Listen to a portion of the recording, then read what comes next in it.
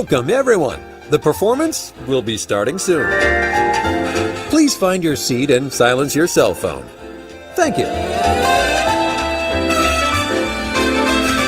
Enjoy the show.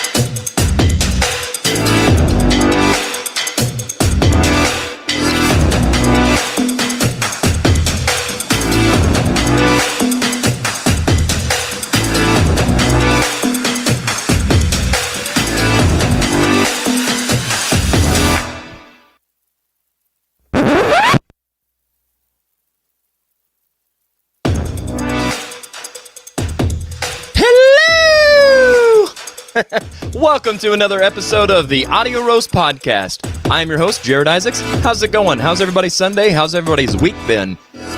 So hopefully good. Mine's been great. It seems like this week kind of flew by, surprisingly. So we're just going to kick right into things, right? No time to waste. So let's start off by telling you where you can find us. You can find us on YouTube and Facebook right now.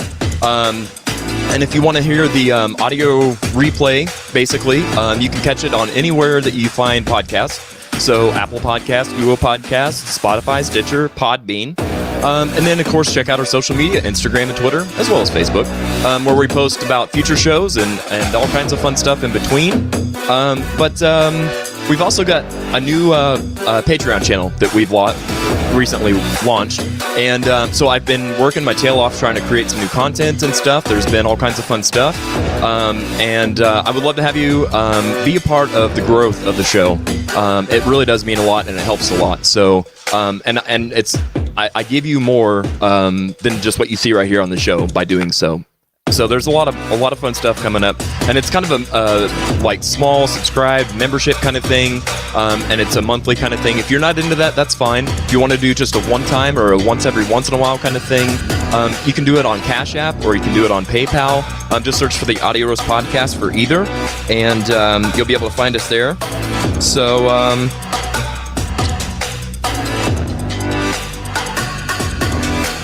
The other thing is our playlists, of course, that are available at the end of every episode, except for this one, for obvious reasons. So I actually looked to see if I can find theme songs and stuff on Spotify and iTunes, and you can, but they're like crappy remakes, and so I'm not about that. So go to YouTube and search for some good content and some good themes if you really want to play some good stuff to kind of act as a companion piece for today's show. So no playlist for today, but last week we had the Van Halen episode, so check out some Van Halen if you missed out on that and you're ready to rock out. But normally you'd be able to find that on Spotify and iTunes. So let's go ahead and jump to our newest segment today in music history. This has been a lot of fun, actually. I've even learned a lot through doing this. So without any further ado, here we go. First up, we've got oh wow, I just realized that I don't have this set up right. We'll do this and that. That'll restart. And here we go. Oh, there's the old triple sound that I've been waiting for. We'll just kill that. Boy, you gotta love live production, right? I wondered how everything was working so well. Come on. No pressure, right? Not like I'm live.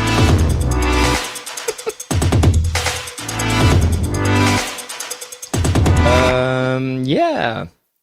Any day you want to work computer, I am for it. So like I was saying, join us on Patreon, won't you?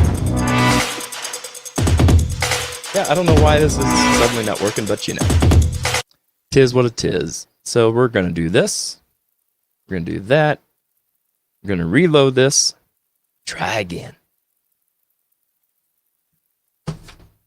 I have a whole list of notes. You know I do.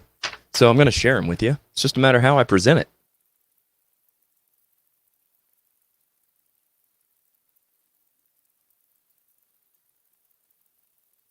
Okay. This should work. See? It works. Bet you I'm still getting awful sound. Oh yeah, I'm not doing that. Okay, yep, we've been through that. Next. Yep, they know to go to Patreon. Next. This day in music history. No, playlist. Music history. Here we go. Okay, now then. Phew. I didn't have all my notes because, you know, I gotta have my notes. In 1968, in this day in history, which is August 30th, the first record under Apple label was the Beatles' Hey Jude. Bet you didn't know that. Look at all the everybody over here like, another thing I bet you didn't know, maybe you did. On this day in 1972, John Lennon and Yoko Ono perform at Madison Square Garden. If you can't get over at Madison Square Garden, you ain't getting over anywhere. Just saying. So on to weddings in this day in history. We haven't done weddings yet, so let's see what we got. Okay, whatever. We'll roll with it. It's okay. We'll roll with it. Kitty Wells celebrated a birthday in 1919. She passed away in 2012, but she was, of course, an American country singer from the Grand Ole Opry, born in Nashville, Tennessee. Who's next? What do we got? Oh, I know who that is. That's Mr. Ernie Ball, who was born in 1930. You guitar players out there might know some of his handiwork. He was an American entrepreneur and musician who pioneered and developed guitar-related products, such as guitar strings, and was born in Santa Monica, California, and passed away in 2004. Up next, we've got little Mamas and the Papas action. John Phillips, American singer and guitarist for the Mamas and the Papas, was born in 1935. He was born in Parris Island, South Carolina, and passed away in 2001. And in 1950, Mickey Moody was an English guitarist for Whitesnake and Juicy Lucy. He was born in Middleborough, England. In 1974, Aaron Barrett, who was the lead singer and guitarist of Real Big Fish, was born. And this is probably the youngest person that we've featured on the show so far. In 1986, that's a youngin', folks, Ryan Ross, American guitarist and lyricist for Panic at the Disco, was born. Okay, now here we go. Now that I've got my notes straight, here's some weddings of interest. R. Kelly and Aaliyah were married. He was like in his early 20s, I think. She was 15. Yeah, gross. There you go. Yeah, he was 25 and she was 15. And it was illegal in Rosemont, Illinois, which is where they got married, and it was later annulled because gross. Another thing we haven't done, I don't believe, is divorces of interest. In 1988, Julianne Phillips files for divorce from Bruce Springsteen. There you have it. Okay, now we got all that. Okay, that was worth it, wasn't it? Anyway, so here's kind of what's going on. Of course, last week we did our Classic Album Clash number 3. And we had our Van Halen episode where we took 1984 against 5150, and wouldn't you know it, we had a winner that was not the one that I thought it might be. So that's always a refreshing taste, spin on things, if you will. And we had Greg Frazier and Jeff Ward here, our local Van Halen experts, if you will, to help make our hard decisions. Next week, I bet you that was me. Somewhere I've got a phone around here. Yep. Wow. Anyway. So I get a text from a friend of mine. Hey, buddy, what are you doing? Well, I'm doing a show, is what they call it. A shit show is what they're calling it right now. So next week, we've got two of my very best friends. We've got Richard Brantner and Scott Henry. They're going to be coming over tomorrow, next Sunday, and we're going to be doing some King Diamond.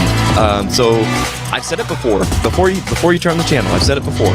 You may not be a fan of everything that we do. You may not be a fan of TV shows. I don't know. Maybe you're a movie guy, or maybe you're strictly about music on the radio, not TV. I don't know. Maybe it's not for everybody. Here's the thing. You always, every time you tune in, you're going to have fun. You're going to learn something new. I bet you didn't know Ernie Ball was born this day in 1930. I mean, you're going to learn something. If nothing else, you're going to learn a lot about the guests that we've got today, and I'm looking forward to getting to know them both. And of course, our guests today are in fact Mr. Charles House and Brian Betancourt. So yeah, now that I'm done running my mouth with all the fun stuff in the beginning, like I always say, it's like a good mullet. It's always business in the front, and now it's time for the party in the back. We'll be back to introduce our guest right after this. Hey.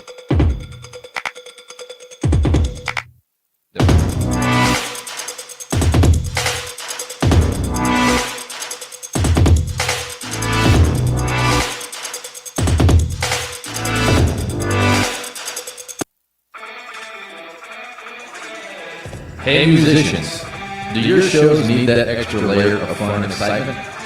Wow your fans with next level production and let Sunset Productions help you up your game. We can create custom and unique sound, lighting, and video packages designed just for you and your budget.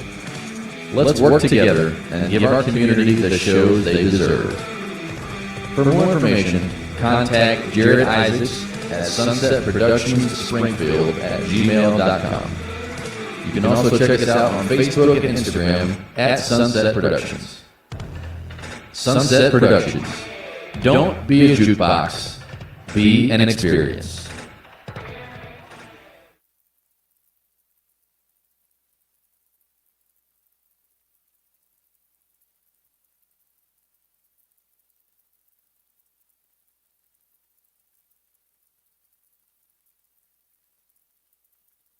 I'm telling you, man, this thing's killing me today.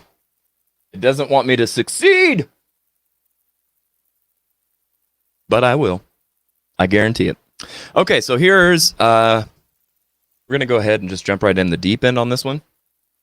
We're going to go ahead and introduce our guests and kind of get to know them a little bit before we dive in on the old Tournament of Champions, which I'm really looking forward to doing a second one of these. The first one actually was a lot of fun. And of course... they're different from the classic album Clash in that, first of all, these are like a March Madness type bracket. So it's not track by track. It's not a pre-planned anything. It's in fact all done by random. And I'll kind of explain that before we get started in it. But like I said, I want to introduce our guests. So without any further ado, Mr. Charles House. How you doing? Doing fantastic, sir. How are you? I'm doing all right. Well, thank you so much for showing up and being a guest on today's show. It means a lot to have you here. Appreciate it. Thank you for having me. Absolutely. And for our second guest, we've got one of ours truly, Mr. Brian Betancourt. Brian, how's it going, my friend? Good. Thank you so much for being here. I appreciate you being here today as well. Thanks for having me. Absolutely. Very much so looking forward to this. Guys, are you as much of a ball of nerves as I am? Yeah, I guess so, probably. There's no reason. The worst is behind us. Trust me, I've already done the intro. That's all right.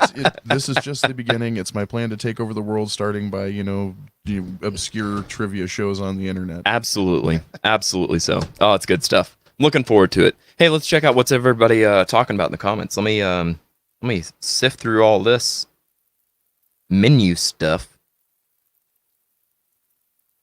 See if I can get that. There we go.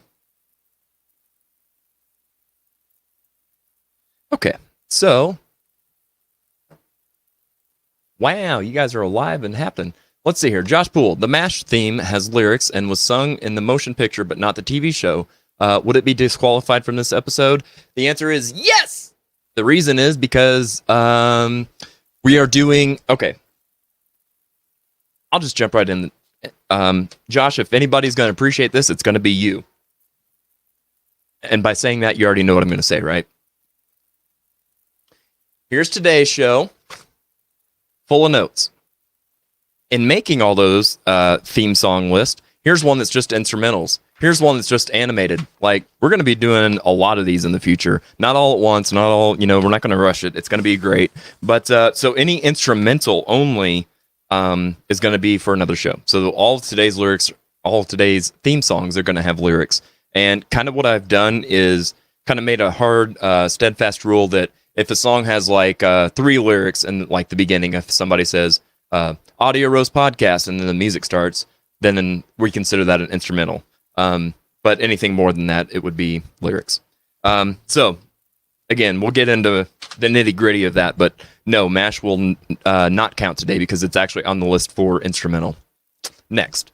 I would be interested in being a guest on the instrumental TV theme episode, so consider yourself booked, Josh. We'll make that happen. How's it going? Good to see you, Elk. Josh Poole, sounds like Prince's drum production with that delay. I know, I hate that delay. I swear I'll figure it out someday. It's probably a simple freaking fix, too. So, yeah. Drop your bed music to about half. Well, I want to raise my bed music, my friend. I don't know about you, but yeah. This day in music history, John Lennon and Yoko Ono performed at Radio City Music Hall, and it was terrible. He's probably right. Spot on, as always. The music drowns your voice out. Well, it's probably not now, so I'm glad to hear that. Lisa, how's it going? She's a big fan of Brian Betancourt. I don't know why, but I think if you guys haven't met, you should, because you guys, you have, if nothing else, you have at least the same last name in common. So that's got to be good somewhere. That turned weird. Of course they have the same last name. They're married. Gene Whedon, my friend, how are you doing, man? I miss you, and I would love to have you back on the show anytime you want to come on, my friend. Gene says, this day in music history, 30 years ago today, Gene Whedon and Paul Tomlinson saw Eric Clapton live at Sandstone in Kansas City. Wow, that's awesome. Was that by candlelight, or how did that work? Don't know. I don't know. Oh, yeah, I forgot. I've got a new thing this week.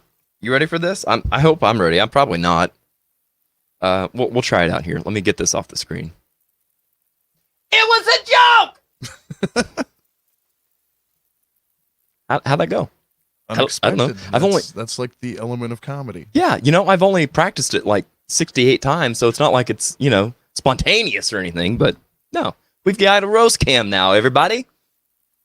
So I don't just yell off microphone, not only for the protection of your ears and the ears of the people here in the studio, but now I've got somewhere to look to. So it's kind of cool. So, anyway, enough of all the notes and all the fluff, right? If you're going to turn and scream into that camera, you should call it the Kinnison cam. That's true. I might need to borrow your hat to do that. Yes, indeed. Well, good stuff, guys. So let's before we get into this, let's kind of get to know you guys. I want you at home to know that I've known. Do you want Charles or Chuck today? Charles, either one's fine. He said Charles, so I'll go with Charles. So Charles and I have known each other for almost 8-10 years, something like that. Yeah, it's been quite a while. Now. So I first met Charles. That's gonna be weird. It's Chuck to me, so it's Chuck. Sorry. So I met Chuck through my band Death May Die. He still does come to our shows and stuff, and is one of our biggest supporters, and has over time become one of our best friends. So through that, I've been able to kind of hear and understand his realm of music and stuff.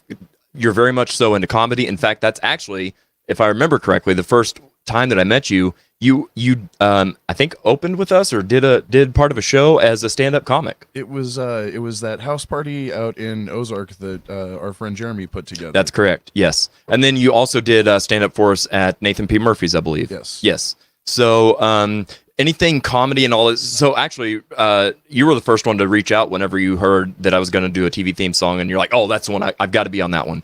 So I'm very excited for this because there's going to be some stuff in here that I'm sure is in your wheelhouse. Because of course, with theme songs, like some of them are great and catchy, and some of them are just like cheesy and fantastic because of that. And I'm trying not to give any spoilers to which ones are some of my favorites, but it's funny. I'm all for the cheese. It's funny because even if I hate the TV show, a lot of the times I'm like, it's still a catchy theme song. You remember it and carry on with it for years. Yeah, that's very true. My comments keep disappearing. So there they are. We're back. Is that the Dan Cam?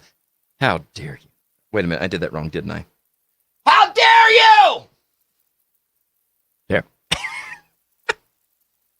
No, it's not the Dan Cam, Josh. It's the yell cam or the roast cam is what we've called it. We're roasting folks. See, there's a theme here. David Gates likes it and he approves, so there you go. Gene says bite me. Oh, sorry, buddy, I had to. I only get one pot shot in per episode per commenter, so Now you're in the safe zone. You're good. We're good. Hope everything's going good for you at the Weed and Wanch, and that you didn't get too much wind damage over at the Weed and Wanch. So, we actually across the street from me have a tree that's toppled over. It's not when I say a tree, you know what a tree is. This is like a 15-foot, decoration that's no bigger round than my leg. It's itty bitty, and it's been uprooted. So I know we got some wind damage and stuff. It's crazy. It's the damn cam. There you go. I like that better. They're all the damn cam sometimes. Okay, so what are some, like, besides comedy, besides theme songs and stuff, Charles, what are some of the music influences and stuff that you have? Like, what's if you had a CD player or a cassette player or whatever you've got in your car, what's in there now, or what's on your radio station? That is a hard question to answer because I just listen to a lot of everything. Like I'll go anywhere from, Rush to like Beethoven to, Johnny Cash, or, actually one of the big guys that I'm really impressed with lately has been this rapper Dax.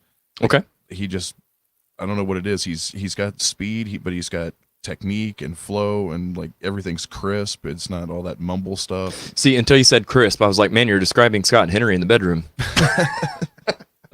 Only a few probably understand. Let's see here. Mira says, hi, Charles. Hi, Mira. Brenda says, hi, Charles. Hi, Brenda. Jared says, hi, Charles. Hi, Jared. Very cool. So I love the fact, honestly, that you have such eclectic taste. And I'll be totally transparent. I also love the fact that you like modern music, because I don't listen to that shit. So at least through you, every now and then you're like, hey, check this out. And I'm like, okay, cool. And I do. Yeah, and it's fun. It's not so much whatever's popular with modern music, because that's all, pre-programmed, packaged garbage. But there are still, if you look hard enough, you'll find, people that have real talent that are still doing stuff. Yes, that's true. Yeah, there's still creativity to be had. Brian, how about yourself? What kind of music influences you, and what do you listen to? About the same, except for today I was listening to Primus on the way in, which I haven't listened to in a while now. Nice. I forgot how much fun that was to listen to. Yeah. So and Primus is fairly eclectic as far as the sound, like kind of just all over the place and that kind of stuff. One of the things so you and I have just recently become Facebook friends and stuff, and I can't tell you how much of a fun follow you are on Facebook. Like, through all the crap that's going on, like, Brian is always like the light at the end of the tunnel. Like, I'm so in love with the fact that you take pictures of your radio in your truck, and so we're able to see what you're listening to. And like, just in watching that, like, you also listen to a lot of different stuff. Like, I see stuff from metal to country, and I'm like, wow, this is great. I love that so much. Just about everything except for opera, and there's a little bit of opera that I will listen to. Yeah? Not much. Yeah, I'll listen to like a song or two, and then my attention span's done. I'm like, okay, and we're next. Yep. So that's very cool. Okay, now I want to ask this next question, but I'm not doing it to be rude or whatever, because again, I'll just put myself out there first. I was born in 1983. A lot of the theme songs that I go towards as far as favorites tend to be more 60s, 70s, and 80s, less so than new. So, Charles, how about yourself? Yeah, I'm right there with you. I was born in 79, so I'm in that same ballpark. Okay. How about you, Brian? Mine's early 70s. Okay. Early 70s. I was born in 66. Okay, gotcha. So kind of your favorites are like what we'd know as like TV Land and that kind of, like what used to be Nick at Night and that kind of stuff. Yeah, the Monkees, Batman. Yeah, very cool. Good very stuff. Cool. Yeah, very good stuff. How about you guys? What are some of your guys' favorite theme songs out there? Al says Sturgis Rules. I used to live there. Well, that's awesome. I have never been, and I would like to go sometime, but not this year. Even though, I mean, it's going on or done or something. But yeah, homie ain't playing that. So, okay, so we're going to dive right in. I've said that like 3 times now. We're really going to dive in. So like I've said, we've got 50 different little, each one of these is a different theme song. What I'm going to have the guys do is each of them are going to draw 8. I won't have them look at them. I'm going to put them in the old Rolodex machine over here, and then that way, as they come up, it'll be random for all of us, and well, except for me. But it'll be fun that way, I think. So, Brian, I'll let you grab 4 of them out. I'm sorry, 8 of them out.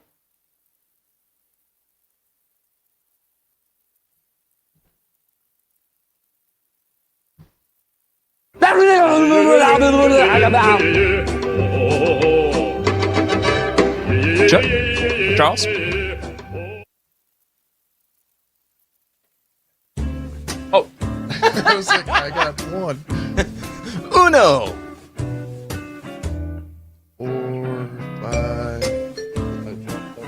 say 5 on that one. 6, 7, and 8. Ooh, we got some good ones. Okay, got 8. Okay, let me put this up so we don't get confused. Hand them to the camera. There you go, people. Okay, I'll take yours. And I'll take yours. Okay. And let's see here. Oh, you guys are coming up with some good ones. Okay, so Brian's mic needs to come up a little bit. Okay, can do. Thank you for that, Josh. Joel says Batman. Hell yeah. Twilight Zone is another great one. In fact, that's on the it's on the list for the The question, though, is which Twilight instrumentals. Zone theme? Is it the first theme or is it the second, more famous theme? Right, and that's the thing too, right? Yeah, that's a very valid point. Chris Hankins, BJ, I accept. Wait, what? Come on, man. BJ and the Bear. Outer Limits, yes, good one. There you go. Addams Family, love it. Star Trek. That's it. So I'm glad to hear that because in doing my research, and Josh, I think had asked this earlier in the week, who's the one choosing all this? Well, of course it's me. Now, and I've talked to the guys before we went live too, and said, hey, do you guys want to see the list of 50? Do you want just to go in blind and whatever? And they were like, yeah, let's just do it blind. I think it'll be fun that way. And so here's the thing: if you don't hear it today, it doesn't mean you're not going to hear it in the future. And if I have missed it, by the next time that we do another episode, it'll be added. So you've got is on there, except for Star Trek, because I wondered if it would be popular enough, or I should say strong enough, of maintaining that separation of, yes, it's a great show, but what about the song? What about the theme song? Is that strong enough to stand alone? So for that, I didn't write it down, but if you like it, I'll put it down. Dukes of Hazzard, of course, the Munsters, Facts of Life. It's actually there's a good question to be asked in there. If there was a contest between the Addams Family and the Munsters, which one has the better theme? Like that is hard, but that's why I made us not have to make that decision, because one has lyrics and one does not. Right. The Jeffersons and the Jetsons, best theme songs ever. Good, very strong choices, Gene. As per usual, your picker is right on the money. The first theme, got you for Batman. Facts of Life. Come on. This computer's killing me. Planet of the Apes TV series. Okay, yeah. I don't know if I ever heard the theme. I'm not sure if I have yet or... That doesn't sound familiar to me. Yeah, that's not ringing a bell. Maybe it's good. I'll check it out. So, Greatest American Hero, Good Times. Good Times! Uh-oh. Deb, you know the way to my heart. The Jeffersons, Chips. The theme song, Rules for Trek. Okay, well, there you go. It's consider added to the list for the instrumental episode when we do that. Munsters is better than the Addams Show. Yep. Yeah, that's a pretty good argument. I it really is. Different strokes. Yep. So if you guys are right on the same page. We've got a lot of the same ideas. So this is going to be fantastic. Okay, so now I'm going to hide that from us, and I'm going to go ahead and get our tournament bracket going. And while I do that, there we go. Let me change this over so you guys don't have to gawk at this. Okay, so that's what we look like to them. So tell me something about yourself that maybe some of the people that don't know about you. Like, where do you work? What do you do? What's something that... I work in a grocery store in the There you freezer go. dairy section, so I want to be one of the first. If you haven't heard it, no, it is. If you haven't heard it, I want to say thank you for doing that. Everybody says thanks for the service for your healthcare workers and for the first responders. Thanks for people that actually go to their normal jobs and do what they do thanklessly anyway. So Well, it's not just a normal. No, I appreciate you and I appreciate that. and I appreciate that because it's one of those things that it's not necessarily that I wanted to do it when this whole COVID thing started. I was as scared as everybody else. Absolutely, but people you have drew to the eat. short straw. Mhm. Yep. Absolutely, yeah. Brian, how about yourself? I do product support sales for a heavy equipment company here Oh, in wow. town, Prairie Tractor. Wow, very cool. And how long have you done that for? I've been in the business for about 25 years. I've been doing this for about 8. Wow, very cool. Come on. Patreon, the audio roast. That's right. ABC, always be closing. Pretty much. I just need to type. Okay. There we go. So I'm sure this is going to be rated up there as one of your number one shows so far. Hey, we've got a lot of people watching. Yeah. Somewhere I had a. Yeah, we got like 20 people watching. That's cool, man. That's real cool. Appreciate you. We're going for a record. Yes, always going for a record. Always. Okay, so here's how I'm going to do this. They have each given me 8 different. Oh, that's a good one. I just saw the first one. They've each given me 8, so I'm just going to open them randomly from their 8 and put them right down the bracket in that order. So, while I fill this out, Brian, you said that your wife works at Glendale and is the theater director. Is that right? That's correct. Yes. And so, how long has she been there? This is her last year, yeah? Yeah. I'm not sure how long. 30 years, I think.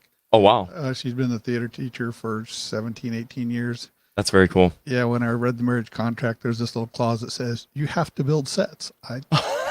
You get no choice. You get no say. Yeah. It was snuck in there at the last minute. Oh, wow. Well, lucky you. Hopefully you've enjoyed the ride as much as she has. Very much. I have learned so much from that experience. It's been one of the best things that's ever happened to me. That's really cool. And what a great experience to get to know some of the kids and stuff too, I would assume, yeah. Yeah. Oh, yeah. That's been the most fun part, actually, because there's kids in there that was a pain in the ass like I was.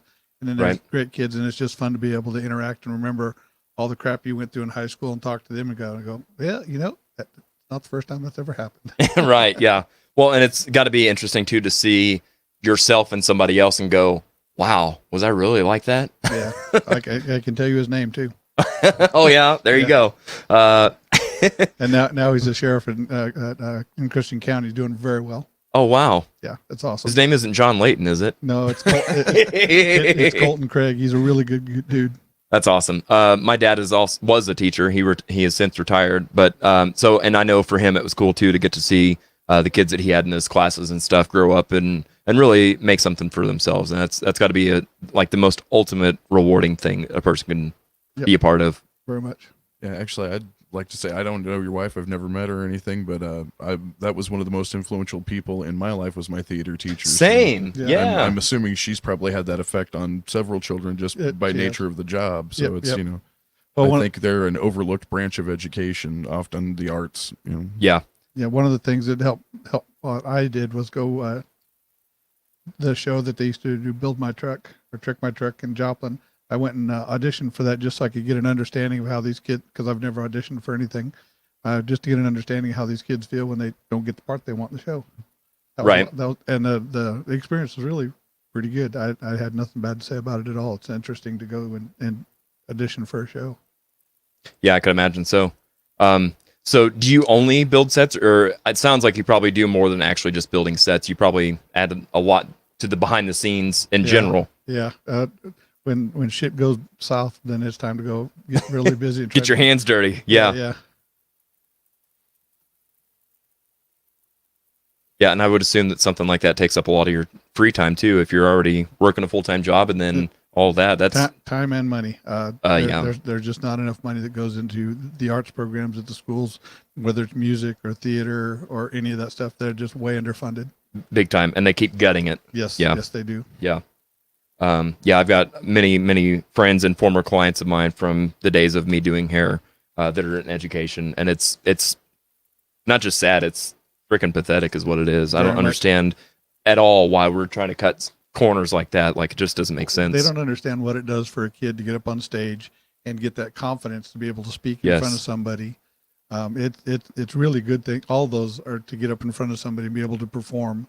Helps them so much in life. It's a life skill that they're learning when they're in there.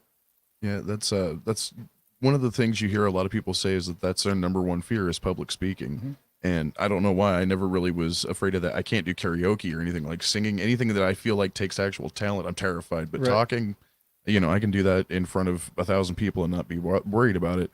But I'm the exception, not the rule. Most people are just terrified of that. So having that chance to do something, you like you said, you get that confidence, you can get up there, you can be comfortable, and that makes a world of difference. Well, not everybody has that that push, that positive push at home to go ahead and try it. You know, Right. some people just don't have that, and so if the opportunity isn't there at school, they just never get that opportunity in life at all, and that's just awful. Yep. So yeah, that's. And just so you guys know, I was not a theater kid in high school. No, I wasn't. So I was a theater kid, but I was not a theater kid. It was really weird. I was in plays and in choir and all kinds of stuff through the entire time I was in elementary school all the way through high school. But I didn't actually take theater and drama and speech and debate and stuff until I think it was my junior or senior year. And it was like right at the very tail end. I'm like, God, I missed this. I could have been a part of this. And it was the same for me as it was for you, Charles. Like my drama teacher was hands down one of my absolute favorite teachers of all time. She was very influential on me. Yeah, actually, my drama teacher was the first person to ever tell me about the movie Pulp Fiction. Really? Yeah, changed my life. That's a heck of an influence.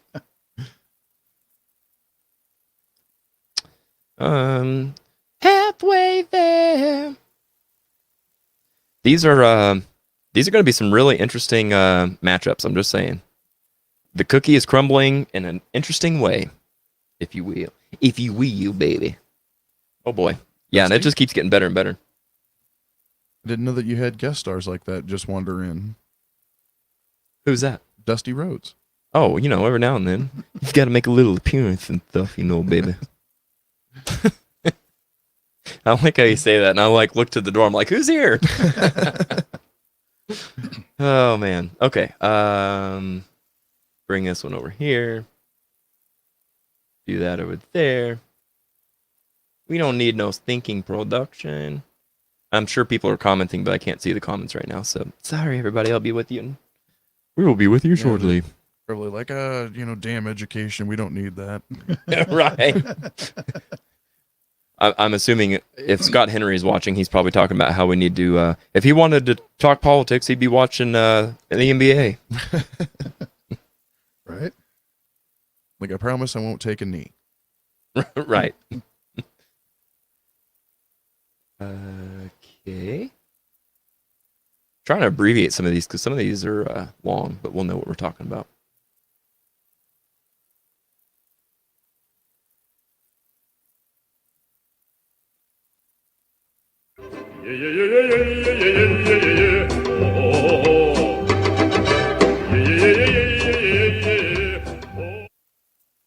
Does that have a name? I don't know if it does, but I'll tell you what I named it. Goofy Opera. Sounds good to me. That's what I named it, so I would know what I'm hitting whenever I hit all these 47,000 buttons. It's one of those things I'm like, I've heard that 1,000 times, but I couldn't tell you what it's called. There's a lady out there that tries to sing opera. I can't remember what it is. It's pretty comical stuff, though. Oh, yeah? Apparently, you can screw opera up. Well, I don't believe it, sir. there was a movie, I think it was, I want to say Meryl Streep, I'm not sure, but she did a whole movie about this woman who was like the worst opera singer of all time, but she also had like 500 records because she was rich and just kept producing more records of herself. Yeah, Oh, no. I think that was her. Her husband rented out Carnegie Hall. Yeah. Yeah. Yep. Wow. Yeah, it's an interesting story. Huh. Yeah. They did make a movie of that. Yep. Yep. Yeah, I heard the story, and then like 6 months later, the movie came out, and that it's kind of the same thing that happened with the Joe Exotic Tiger King thing. Like, Oh, boy. I heard a podcast that said something about it, and then somebody started telling me about it. I'm like, I've heard this story before. That is definitely a insanity rabbit hole. Yeah. All right, we're making headway.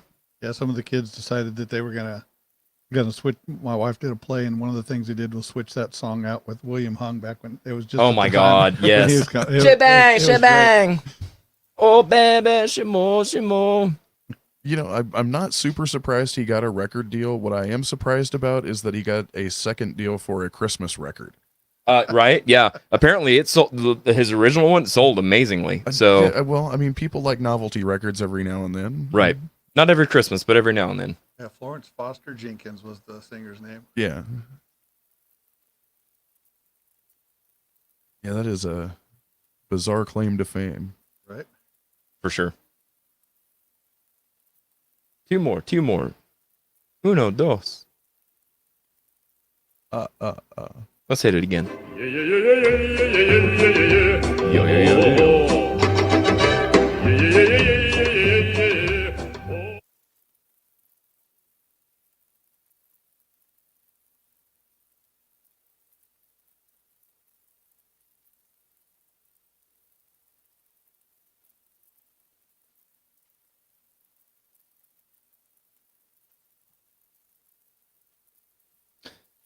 Did you guys see any shows this weekend or anything?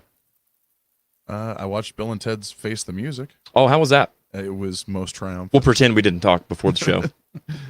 No, yeah, it's That's the real thing that showbiz actually is you just pretend you don't know what you're talking about, and then you talk about it. So you enjoyed it then? I did. I said it earlier. I mean, I didn't say earlier that if you like the first two movies, you're going to love it. It does have a fantastic tribute to George Carlin's Rufus character that I love incredibly, and I think everybody should see. Big George Carlin fan. Same. Man, wouldn't you love to have him around now? Oh, yeah. Holy cow. You talk about a shoo-in for presidency. right? Oh, I just would like to just hear his comments on like the non-important stuff, just because. That's true. Yeah. Like, I mean, I know what I feel like I know what he would say about a lot of the big stuff. I want to know what he'd say about the nonsensical BS stuff that doesn't matter. Dad? Bannister? Dad. Yeah.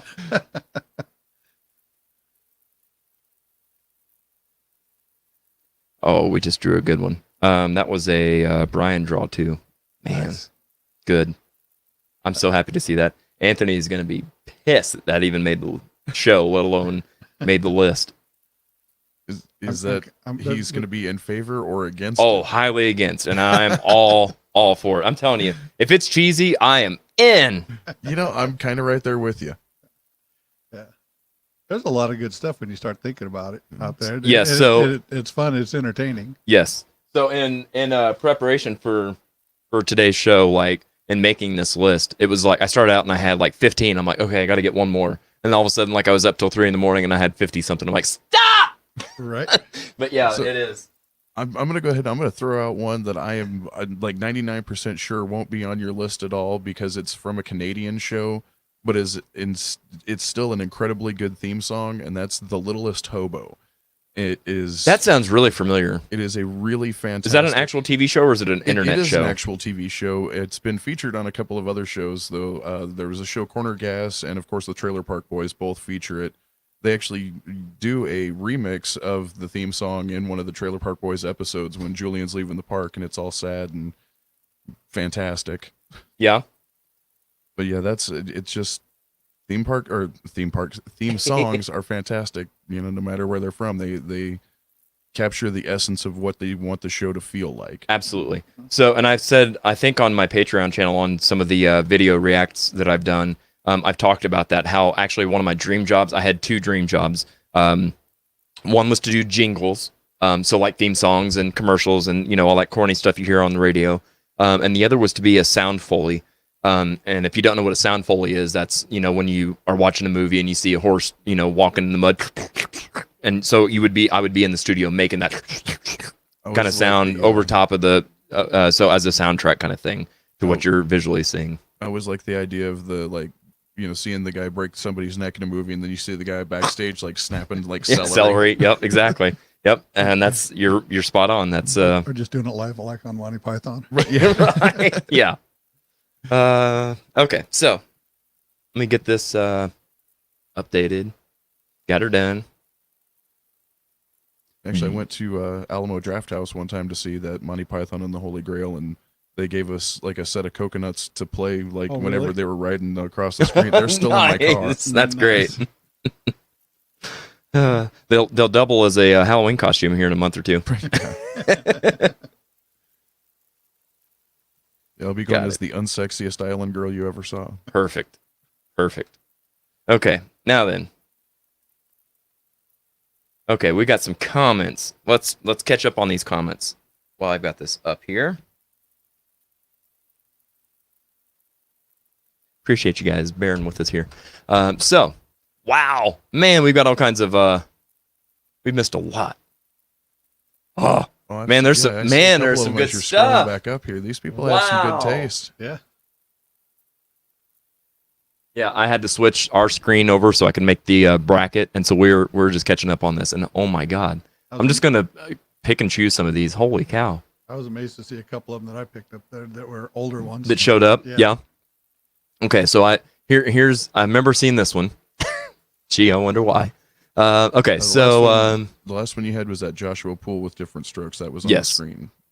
and different strokes does rule. Magnum PI, Fall Guy.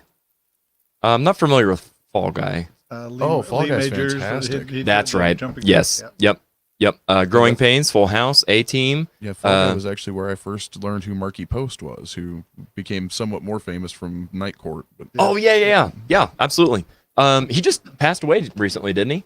Is that the Did one he? that passed away? I'm not sure. No, that was. Oh, I'm going to do this all day if I start. I'll never be able to think of people's names. I should stop while I'm behind. Fresh Prince, yeah. Fresh Prince, yep. And for the win, yeah, that's strong argument to be made there, my friend. You're exactly right. Joel says the Flintstones. Yep. That actually will be on the animated. If it's animated and got lyrics, it'll be on the animated. If it's animated and as a instrumental, it'll be on the animated. My old high school band covered that midway through our set. Which one did they cover? Let's see here. Magnum PI, I'm assuming. That's awesome. Have you guys seen the speaking of bands, that made me think of school bands. Have you seen the school music director that had the kids do the Bulls on Parade?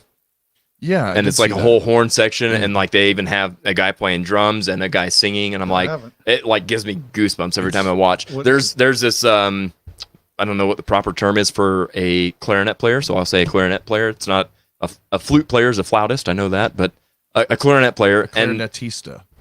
yes, I like it. That's officially it. And these are like middle school kids. So we're talking, 10, 11, 12, 13 years old. And this girl is getting it. I mean, she's like obviously in first chair. She's on the side and she's just like, dun, dun, dun, dun, dun.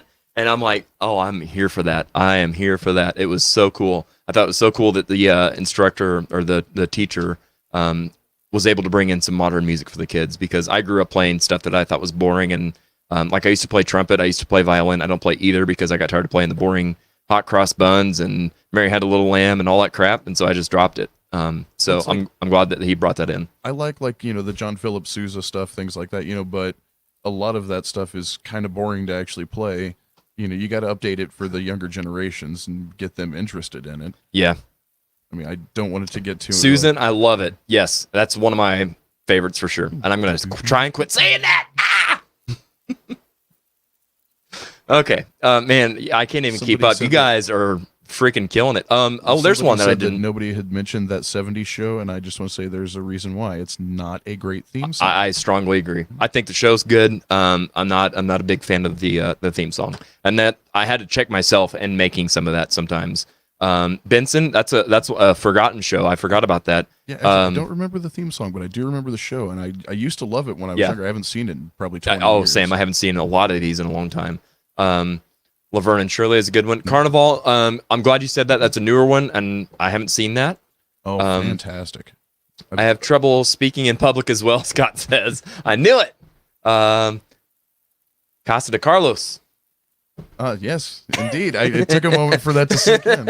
Same. Because I always refer to myself as Carlos Casa, not Casa de Carlos. Ah, leave it to Aaron to always leave a spin on it. I agree, Joel. 60s TV shows rule. Okay, so I could sit here and just, my God, you guys are absolute. Oh, there. See, like, God, Harry Anderson on Night Court. Yeah, And yes, he just passed away. See, I know my stuff. I know my stuff. Where's my yell cam? I didn't have it ready quick enough. Dang it. I got to get in the habit of doing that. Every bass player in the world should know that theme song. Yes. Yeah. Speaking of court, maybe this is a deep dive and I shouldn't have, but I did. But on the instrumental, I even wrote down of one of my 50, I put People's Court because I don't know, I like it. And I grew up watching that. Same. Judge Wapner was my dad's favorite TV judge. there you go. I'm a Mills Lane fan. I'm a Judge Judy hardcore, like especially the GIFs. Judge Judy's like my favorite GIF person to be featured. So yeah. So anyway, we're gonna jump in this, and I want to see if I can display our bracket. Do I want to do that, or do I want to just tell you what's on the bracket? What'd you get? You want to see the whole thing? We might as well. Let's rip off the Band-Aid. Let's just do it.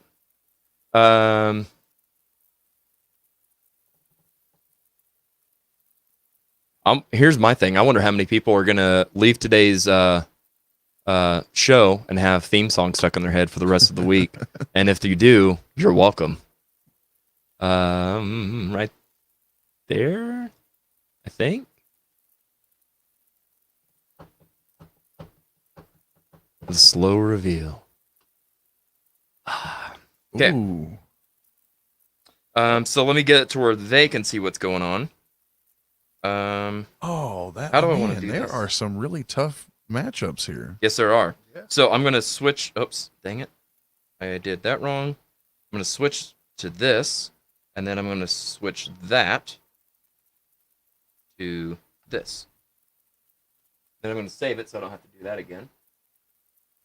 Okay, so those of you at home are able to now see what we've got as a lineup. So we're just going to start on the left side and go down, and then go to the right side and go down. So up first, we've got Rawhide against Three's Company. Holy smokes, man. How are we supposed to make a decision like this? That's incredible. That's a tough argument.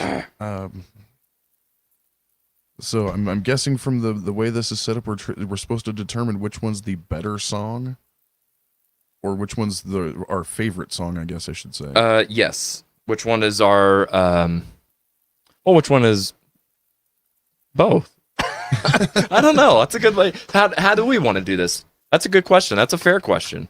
Do we want to do it as a which one we think is like, I would think try and stay down the theoretically they line? would I think both it's going to be hard to do that, though. I think theoretically, though, they would both be like the better song would be your more favorite song, but I don't know if that's necessarily true. True, and I would hope that that's the case, but it cannot be guaranteed. I know, like both of those are very strong. Rawhide Woo! and Three's Company. Yay for Inception! Man, that is a tough decision. It is. If I don't write this stuff down, I'll never be able to keep track, so I'm going to write this down. So we had Rawhide versus Three's Company.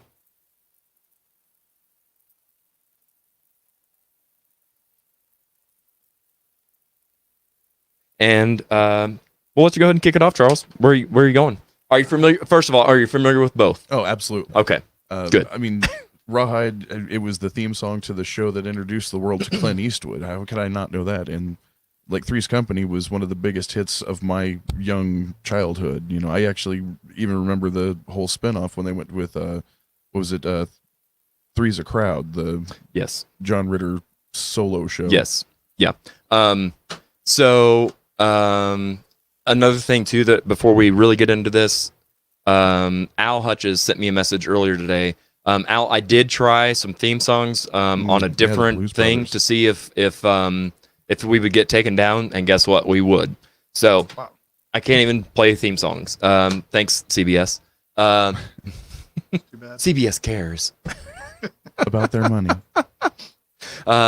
Joel, man, that's a hot take. Rawhide for the win. Oh, for this round. Okay, yeah.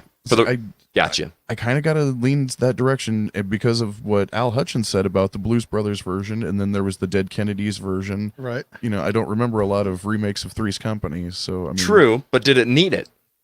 Well, one's multi-generational and one's still stuck in the 70s. Yeah. I'm okay with being stuck in the 70s. Okay, so which way are you going to go on this? My official vote, I'm going with Rawhide. Okay. So that's one for Rawhide. What about you? I'm going to do Rawhide because of the Blues Brothers version. Wow. Okay. Wow.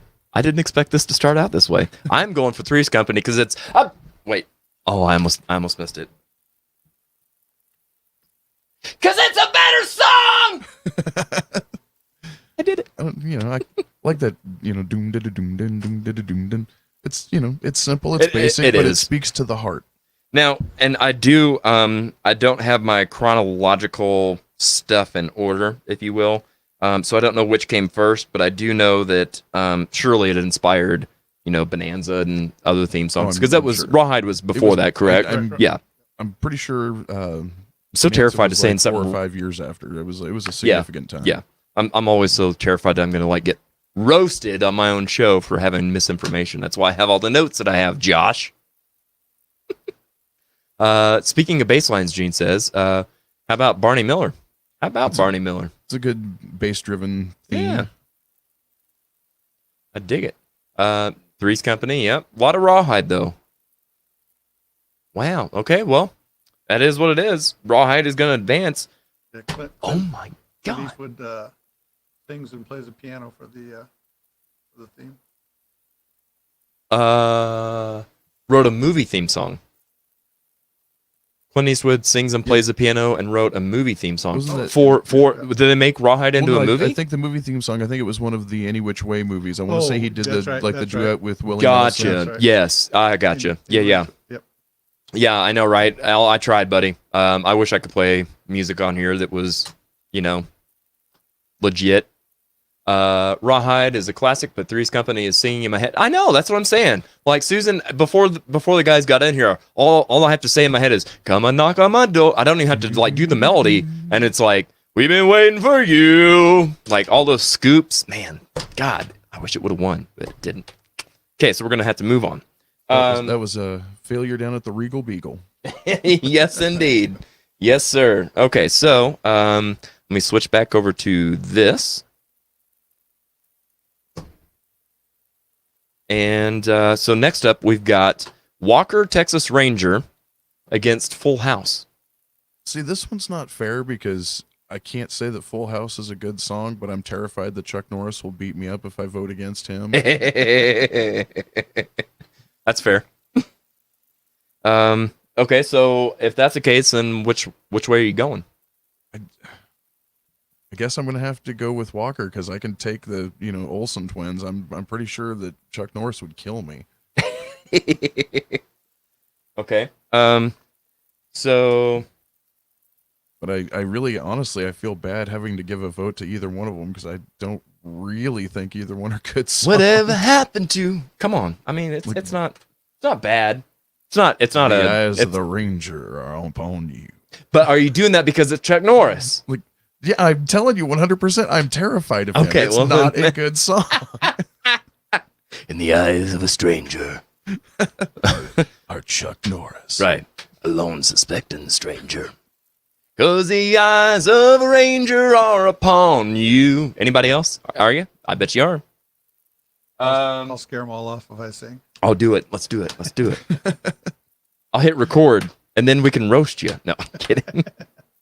Okay, let We can me. start a vocal trio. Perfect. Nailed it. Okay. Let me get out of this. I don't want this. I don't want that. I want this. I want that. You can go with this, or you could go with that. I'm going with that. Okay. Well, it's better to get with this because this is where it's at. Oh, man. Al says Walker is kind of slow, but Full House, no. That's yeah. Josh Poole says Norris can fight but not sing. I'll go with Full House.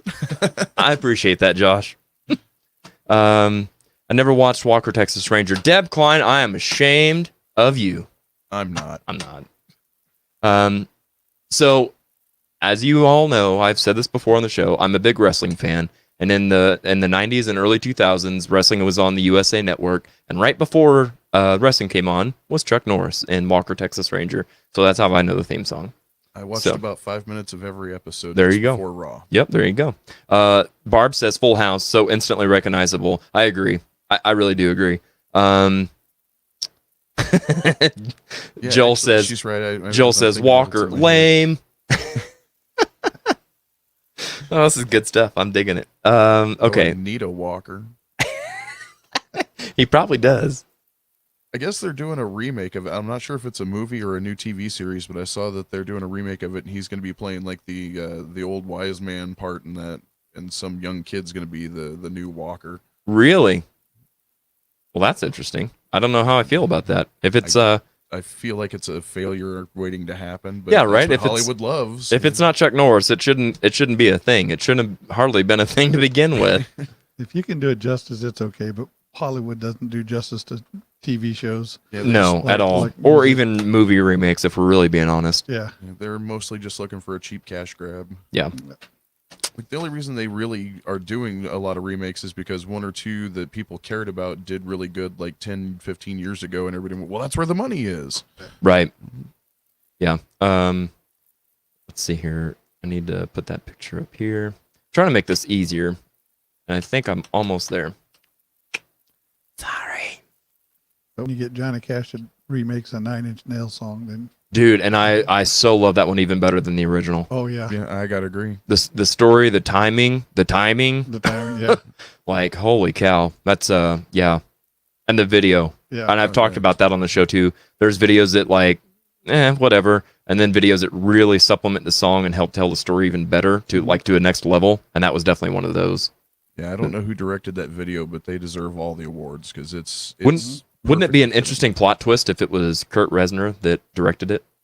That would be an I interesting don't plot. know who Kurt Reznor is, but I'll go with Trent, sorry. God, see what I mean? I'm terrified of saying something wrong. Well, I just did. I didn't switch the camera. I'm busy doing this. Sorry. Okay, so now then we've got this. There we go. So now we can kind of see. Okay, so Chuck, you went with Walker, correct? Yes, sir. Okay, and Brian, Full how about House. Attaboy? I too am going to go Full House because it's just a better song. Again, I don't care about Chuck Norris coming over. Chuck, what are you doing here? No! I'm kidding. Chuck Norris is not here, but Chuck or Charles House is. So So That I can either tackle. way- Either way, you get a win because you got a Chuck on the first one and a House on the second one. So exactly. Okay. So up next we've got Happy Days and the Mary Tyler Moore Show. You've got. Hang on. You've got that look in your eyes, Chuck. Like Mary Tyler Moore. I'm not sure about that. That's the thing. I know I've heard the Mary Tyler Moore theme. Okay. I couldn't pick it out of a random crowd of music. Okay, that's Happy fair. Days, of course, is iconic. Okay. That's one of those like songs that I will always know. Like as soon as I start hearing it, that's Happy Days. Right. So I guess simply based on that and the fact that the Fonz is the coolest guy that ever existed, True. I got to go with Happy. Until he jumped the shark. Do you know what I'm talking about with jumping the shark? Days. Yes. I love how that was in unison. You're like, oh yeah, that was a thing. What's funny to me is like a lot of people seem to imagine it as him like on a motorcycle trying to jump over like a tank of shark, and that would be pretty cool. But it wasn't even literally, that. like on skis trying to jump like a circling shark in like Yes. a netted area. It's ridiculous. Yeah. Why is the Fonz on skis? The Fonz doesn't ski. Hey, And don't in see what the Fonz does or doesn't do. in real life, he doesn't ride a motorcycle either. Right. That's Correct. true. Yeah. Yeah. That's actually Yep. one of my favorite stories he told was like the one time that they made him ride it. As soon as he got off camera, he crashed. Right. Remember that? I could imagine that. Well, that's like the Rocky Horror Picture Show, the big scene with Meatloaf as Eddie. He doesn't ride that motorcycle. Like he had never ridden in his life, which I thought was kind of shocking. Honestly, I'd figure Right. Meatloaf is kind of a bike-looking kind of guy. Yeah. You figured he'd have that. That would be right up his alley. Which Happy Days theme? Rock Around the Clock or Happy Days? Oh, I forgot about that. Yeah, That is two different ones. I was actually just thinking of the Happy Days theme, but I forgot they used Rock Dang Around it. the Clock. Wow. Good call, Josh. I don't know. What do you guys think? What do you guys think out there? What do you guys think? Which one was first? I believe Rock Around the Clock was first. and I'm a big Bill Haley fan. So Yeah. Actually, just Yeah. listened to a podcast about Bill Haley, so I got to back that one up too. Okay, there you go. You heard it here first. We're going with Rock Around the Clock. And somewhere I had a piece of paper. There it is.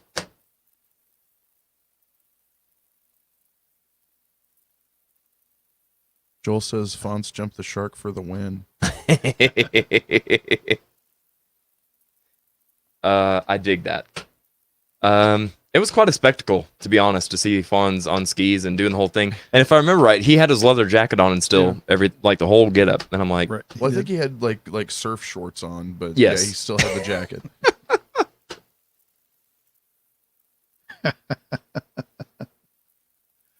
let's see here. No. Susan, I'm sorry, Susan. Wow, what?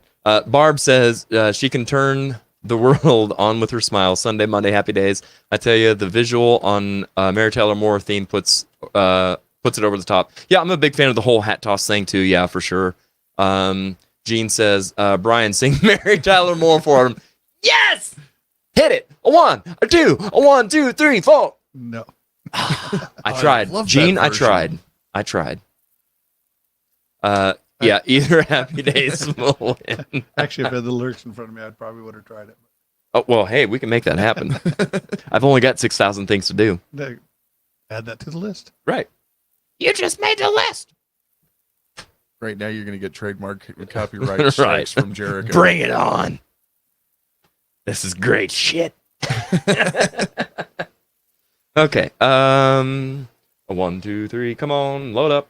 I don't know if this says something about the audience or the show makeup or what, but I notice more of the women are going with Mary Tyler Moore and more of the guys are going with Happy Days. That's actually a really good conclusion that you've drawn, and I think it's a fair one too.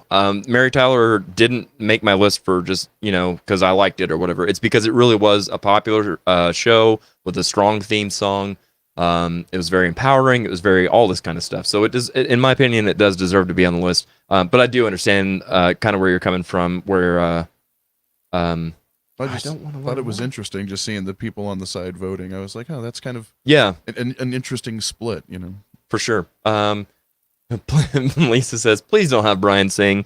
You don't understand though, Lisa. We need ratings. We've got to have this. Ratings. That's why they brought me in. I'm such a big star. I draw all the people. Oh, is that right? Hey, we're up to 24. There you go. I dig it. I like it a lot. I appreciate everybody being here. Happy days. Hey, with the thumbs. That's so great. Gotta get the thumbs. Is this thing gonna let me do this? It's funny. I was tempted to wear my leather jacket since it's actually not scorching hot outside today. Now I feel like I should have done it. Oh, I don't know. I don't know if it's worth the sweat. Yeah, you're probably right. Just the walk up the stairs alone is enough to kill a person. Trust Who me. has their studio on the 3rd floor? This guy. Yeah. Okay. Come on, computer. I'm begging you. Please. I'm trying to do a live show. I don't need all this update information. I don't want to update. I just want this. Thank you. There we go. JPEG. Download. Go. I did wear biker gear though. Oh, yeah? That must be There you go. Got a little something in that way then. a little something.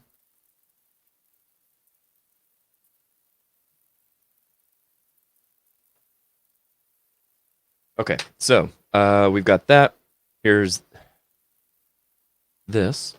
Right one. Good deal. Insert picture. There. Come on now. I almost brought a hammer, so when you had a problem, Oh. I was going to hand it to you. Yeah, I don't. That's either really I should say thank you, or I should be like, oh my god, please. Well, I mean, everybody wasn't- knows. I need it to last as long as I I can. wasn't sure how the outcome would have been. so I Right. didn't Well, do it. it would have been. You talk about ratings. That would have got some ratings. Everybody knows about concussive maintenance. Yeah, this computer can either take the stairs or it can take the window. It's up to it. Okay, so now we're getting somewhere. Slowly but surely. Now then, we are good to go. Okay. I don't have to switch screens anymore. So, we can rest at ease. Okay, so now we've got... that.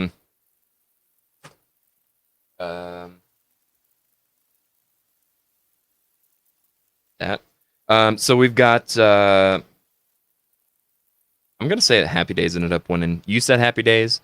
Yeah. You said Happy Days. I'm saying Happy Days. So...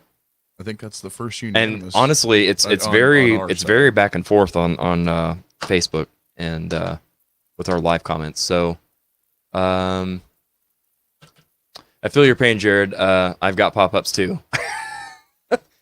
Maybe we should get those looked at. It sounds like a very painful condition.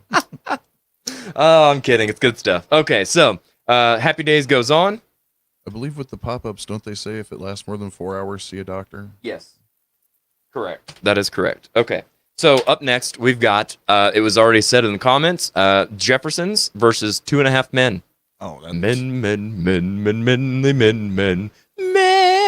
Okay, sorry. You're really comparing that to, beans don't burn in the kitchen and all that? I didn't say that's what I picked. I'm just saying it because it was the last one I said. You got a couple of white Jefferson's guys by a trying to landslide. harmonize, and then meanwhile you've got like one of the greatest gospel choirs of television history rocking their butts off. You're correct. That's true. I don't know how that wound up being a competition, but 2.5 Men can 2.5 walk itself home. You're the one that drew 2.5 Men, by the way. So You've got nobody diseased now. You've got nobody to thank but yourself. I just wanted to put a softball question up there. That's all. Just hey, let's just knock that one out. Josh, with a callback. Pop-up bad, Pop-Tarts good. Oh wait, you said Pop-Tarts. I don't know if I can condone that. Come on, Josh, clean it up. I can kind of recommend it. Let's see here. Cindy says Jeffersons. Both are great songs. I agree with that. Al says moving on up. Jeffersons by far. There you go, Joel. You're the one that even said Jeffersons earlier. So how about that? Out of 50, we were able to pick one of the ones that you said. So yeah, it looks like Jefferson's taking us by a landslide. Yeah, I'm not even going to bother keeping score. We're just moving right along.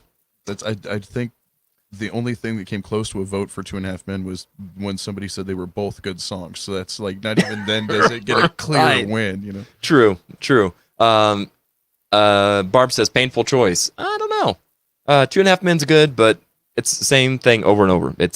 I can write more than 2 lyrics. Yeah. Jefferson's all the way. Yeah, I agree. Jefferson's, enough said. Yep. John Otto, 2.5 Men, simple, short. Everybody knows that. Plus the coke fueled rage of how it ended makes it win worthy. God dang, that is a strong argument, John. If we were talking actual shows, that's a good argument. Theme songs, I can't. Joel says I'm having a Pop-Tart as we speak. Cheers. Oh my goodness, this is so fun. I love this. Okay, so Jefferson's has taken the win on that. So we're going to go over to the other side where we've got Mr. Rogers' Neighborhood against The Muppet Show. So that's the CBS variety show, not the not the animated, not the like you're talking about the one where Gonzo pops out at the end of everything and plays a different crazy melody. I believe that's correct. Yes. That is one of my favorite theme songs of all time. It wins. Oh, okay. Have to agree. Mr. Rogers is sweet. He's a nice fella, and I feel bad saying anything negative about him, but his theme song's not half as good as the Muppets. Well, you know what? He's a nice guy. That's why he's not winning. Right? Yeah, exactly. Right. Nice guys finish last. He'd be okay with that. Mm-hmm. Good call on that swig right there, Brian. I concur. Okay, so let's. So here's the deal. They've both said Muppets. I've said I'm going to say Mr. Rogers' Neighborhood. To me, it's a better song. So let's see if we can narrow this down here. Okay, so I almost spilled my coffee. Put that down. Muppets. I'm getting an alert. An excited Muppets. Right. Yes. Like very. 4 exclamation points. Al says, but not winning, John. It is not winning. Tiger blood. Great call, Al. Your timing is impeccable. Lisa says, Muppets, animal is my spirit animal. I like that about you a lot. Okay, another one for the Muppets. Dr. Teeth and Electric Mayhem, winner. Yep. Is it just my imagination, or does that band look an awful lot like a Dr. Hook and the Medicine Show? Yes, on purpose. Okay. Yeah. Very underrated band, by the way. That's a whole nother podcast. Yeah. Yeah, so I'm totally outvoted. I have actually not seen a single Mr. Rogers. So we're going to move on and say by a landslide, the Muppets have taken that one big time. That's awesome. Gene Whedon is the human drum animal. Ever see him play with his glasses off? Yes, ma'am. And you're right. And I even talked about that when he was a guest on the show, like how fun he is to watch. And like, if you ran into the guy in the grocery store or something, you would never peg him for that. But you see him behind a drum kit and it's like a whole different animal. It's awesome. Womp, womp. Wait.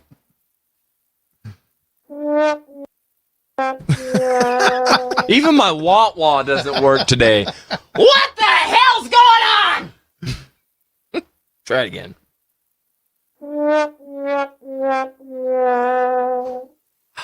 Redeemed. Okay. Muppets. Muppets are always the answer. There you go. I knew, Kim, how did I know that was going to be your answer? Muppets for Gene. Okay, yeah, Muppets have taken that by an absolute landslide. I am the only person, you heartless bastards, that voted for Mr. Rogers. How dare you? We're going back to the same argument, though. It's He's a decent person, great human being, not a great song. That's fair. That's fair. Okay. See how many more things I can hit and mess up. That's why I love Gene so much. Well, not as much as you, Susan. Oh, the plot thickens. Brian, you may need something stronger in your mug by the end of the night. No. Well, I We'll was see. going to bring something, but I chose not to. Well, if you change your mind. Oh, hey, that's what I was thinking, actually. Here, let me bring me another cup here real quick. Right, there you go. I'm going to do the same. So next we've got Dawson's Creek. I don't want to wait for a night to be You're over. jumping one. You're right. I need to. Oh, by the way, I just looked to my left. I've been looking over to my right. Okay, two things. Last week, okay, see, I even wrote this down so I remember. And look, Josh, I didn't even remember. I had it all planned out. This wonderful line that's now going to fall into a punch bowl like a turd. This was in the recap section where I'm supposed to recap what we did last week. My great line was, last week we had a guitar wizard and a vocal hobbit. Anyway, see, I told you, turd in a punch bowl. It would have been better if it was timed better and if I had practiced it, but I didn't. But I was going somewhere with that. The pen in your hand. Yes, the pen in my hand was left here by, thank you, was left by, who the hell did we have here last week? Greg Frazier. So I'm going to pretend this is that beepy thing. So beep, beep. Now you didn't remember what I said. I don't even remember what the fuck I said. So we got Addams Family versus Welcome Back, Kotter. Welcome back. Versus da-da-da-dum. I'm trying, Al. We can't play it, but I'll try to kind of sing it. I can't snap very well, but you know. Da-da-da-dum. Da-da-da-dum. Snap. So, for those of you, some of you may not be old enough. I'm not even old enough to know what Welcome Back, Kotter is, but I do. But it's right now on TV. If you watch an Applebee's commercial, they're using that in an Applebee's commercial. I didn't know the Applebee's thing. I know it because when FX launched, that was one of their launch shows. Oh, was it really? The Green Hornet and Batman. Oh, wow, that's interesting. Okay. And again, if you're not familiar, this was John Travolta's TV debut. It's Vinnie Barbarino. Yes. Hey. Okay, so Brian, I'm going to start with you on this one. Addams Family or Welcome Back, Kotter? It's kind of tough. It really kind of is. But for me, it's going to be Welcome Back, Carter. Okay. I just like the song more than the show. The show is good. Okay, but I like that. I'm the same. Yeah. Now, I did like his catchphrases and stuff. Up your nose with the rubber hose. Yeah, with a can of beer. Yeah. Okay, so Brian's going with Welcome Back, Kotter. Charles, how about yourself? I have to go Addams Family. I have to go Addams Family too. That's just one of those. Even before I knew what old stuff was, to me it was fresh and new because I had a black and white TV, I guess. Right. But that was one of the things that it stood out as so strange compared to everything else. It really was bang, I love this, Right. I think you need something stronger in your mug over there. She's already filing for divorce. Yeah. She did the show, and it was a great show. Oh, really? Yeah. Oh, man. Yeah, you're in the doghouse tonight. Yep. Hope you got a comfy couch, my friend. Yep. No, and that's the thing. So this has happened before on the last time that we did a Tournament of Champions. In fact, the one that I wanted to win didn't even make it because of the way that it was matched up and stuff. It made things weird. And that's what's fun about this is the fact that it's just totally random. Like you guys saw them draw out of the thing right there. So what I'm trying to say is if the lineup would have been different, I would have advanced Welcome Back, Kotter on my vote. But like I said, Addams Family, and looking in the comments, now I'm seeing some Welcome Back, Kotters, but up here it's just Addams Family. Well, okay, I missed that one, but yeah, Joel, Dawson's Creek, blasphemy. Wow. Okay. Well. Basically, it's all the show tuned people that liked it. True.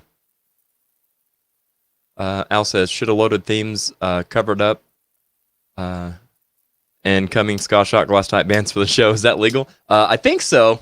I mean, I could do cover bands all day. So I'm going to leave that to you, Al. So you see all the themes. I'm going to leave it to you to do covers of them, and then we'll roast your ass next week. How's that sound?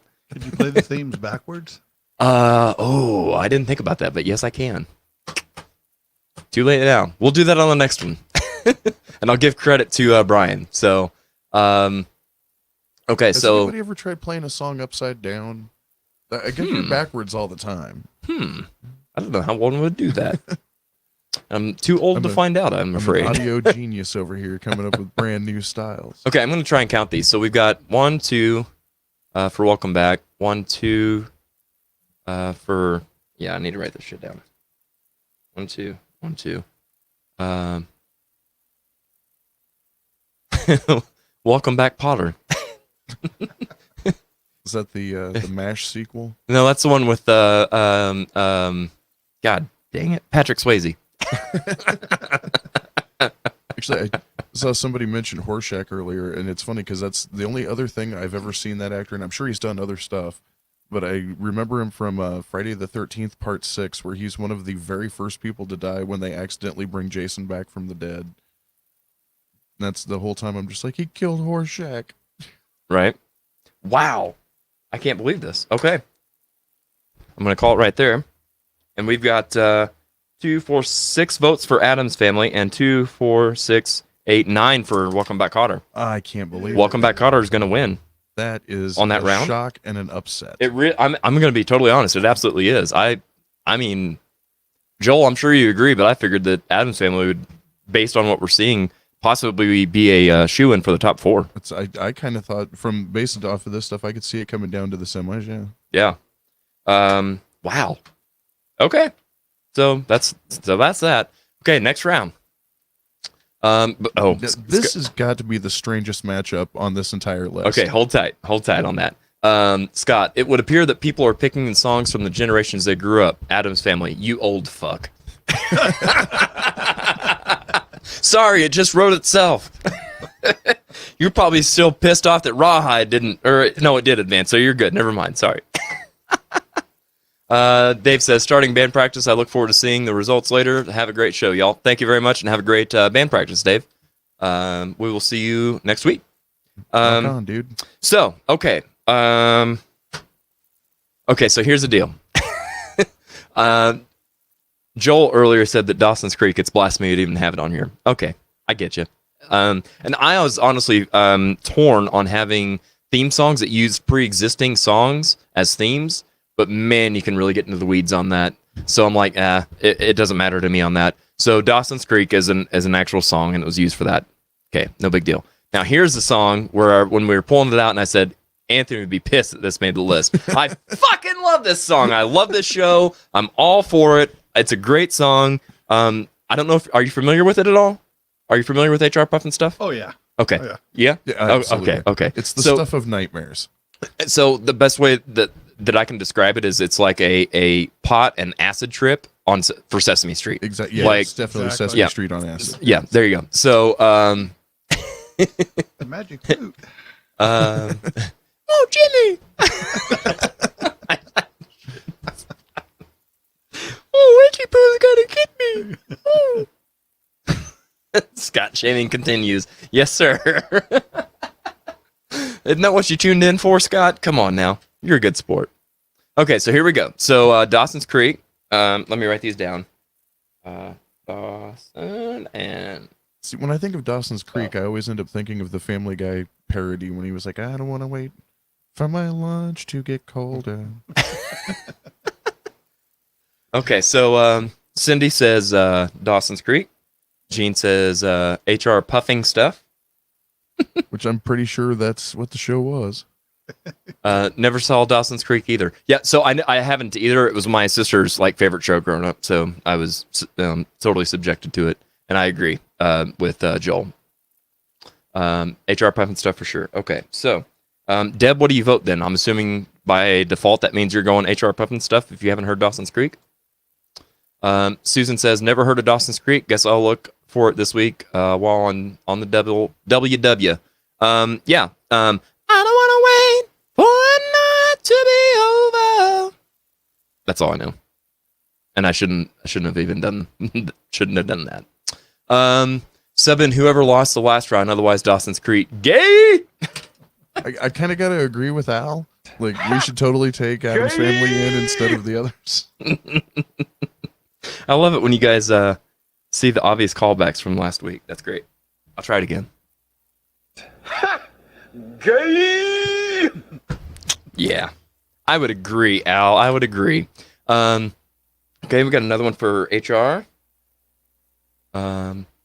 I love Paula Cole's voice. Sadly, Dawson's Creek. That's honestly like the most fair argument of all this. Everything else has just been total opinion.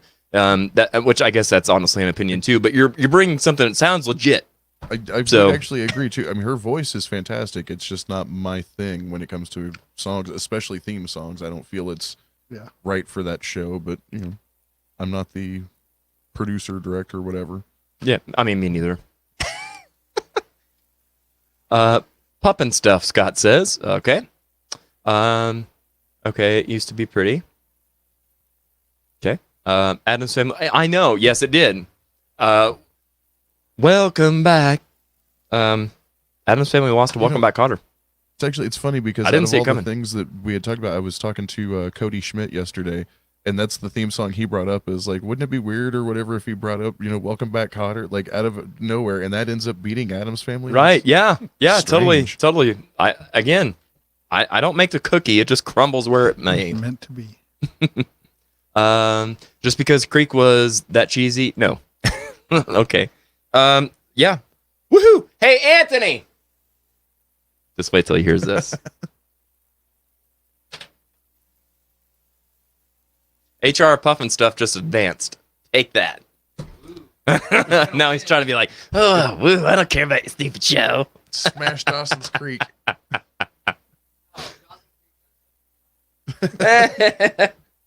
Okay, so HR Pumping Stuff advances on, and now we are on to another show that had a pre-existing song that used it for a theme song, and it's going against a really heavy hitter here. So we've got Bosom Buddies, which was oh damn it, now I just lost it. It's a Billy Joel song, something about my life or something like that. They play it at work all the time too. You guys in the comments will know, so I'll wait 30 seconds. Oh, I almost had it right there. Anyway, the Bosom Buddies theme song versus Good Times. Good Times! Man, what was that song? No, and I've seen that before too. So, and that was for Hanks? Tom Hanks's Yep. debut, yeah. And Peter Scolari. Nobody remembers him, but he went on to be on the Bob Newhart show. Yep. Yeah, Love Newhart. Yeah. yes, Great stuff. same. Yeah, it is called My Life. Yes. It's. I almost did the Bon Jovi Yeah, one. But, more than almost. You started it. You did it. but no, I'm trying to think of Here, I'll do this. Hang on.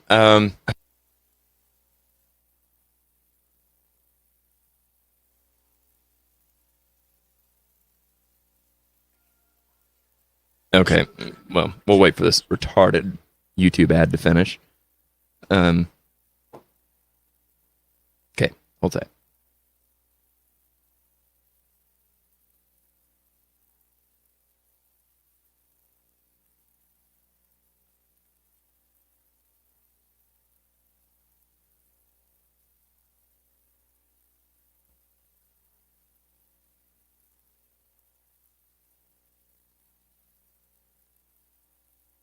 Okay, so we got it. We I couldn't wait. I couldn't figure it out, and it was driving me nuts. So, My Life by Billy Joel is what it was, and now we understand what it is. Okay, so, Joel says, "R beat by Cotter. I give up. I know, buddy. Hang in there. Hang in there.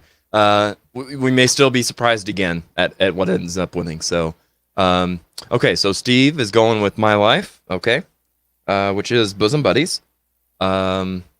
Gene says, "Good times, baby." I'm not sure if he was voting for that or if he was telling us that was the song. Oh, that's a good point. Okay, Steve. you've got some hanging Chad. We need to recount your ballots.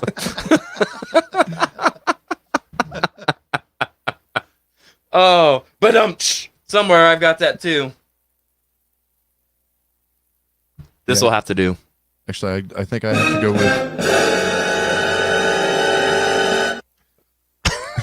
I'm like, God, is that ever gonna stop? Okay, good times, no competition, good times. Yeah, I think I got to go with the crowd because I mean I love the Bosom Buddies theme song. I love the show. Everything's great about it. But Good Times, not only is it iconic, but it's actually kind of important to television themes. Like it was almost like a black anthem of theme songs. Fair, yeah, yeah, and that's true. That is true. John says, "I'm out. Happy Days will win because the Fonz don't take no shit." Later. That's hey. Hey, that's totally fair. Okay, welcome back, one. John Sebastian is a folk music legend. There you go. Good Times is Dynamite.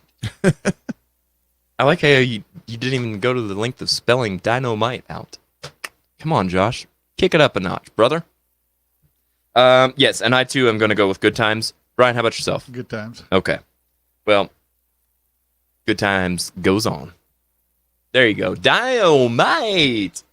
So that makes me think if on your animated list, if you don't have it, you should actually make sure you've got the theme for Black Dynamite because it's dynamite, dynamite. Fair. Okay. All right. Duly noted. Al says Bosom Buddies. So, and here's the reason why I'm going with Good Times too. Bosom Buddies started out with that, and then they actually, after I think the first, maybe second season, had it covered. And I'm like, and I'm sure it was exactly what I'm dealing with here, a licensing thing or a royalty thing. So they, after the first season, quit using the Billy Joel version of it and just redid the same exact song with some other singer. And I was like, okay, well, that lost the edge. So for that, I'm going with Good Times. Scott Henry says, Good Times was specific for the show. The other was just a Billy Joel song grabbed. So Good Times. Yep. All right. So now then, we're going to do some of this. Get that over there. And I will update this. If it'll let me. There we go. And yeah, okay. So, I'm telling you, man, this thing's killing me. Update if you can. Post if it will let you. I don't want to. I don't wear hockey Circle of pads. Death. Huh? At least it's not the circle of death. True. Yes. See, like it's giving me the dumbest stuff. Replace missing fonts. I don't give a fuck about what font it's in. Don't replace. Next. Final answer. I am the weakest link. I get it. But if you do it in Comic Sans, everybody will think that you're a loser. I mean, you're probably right. Like, but here's the funny thing. Oh, I'll just go Arial. I don't care. I just want something. There. I need to be able to move this. Okay, Rawhide goes forward.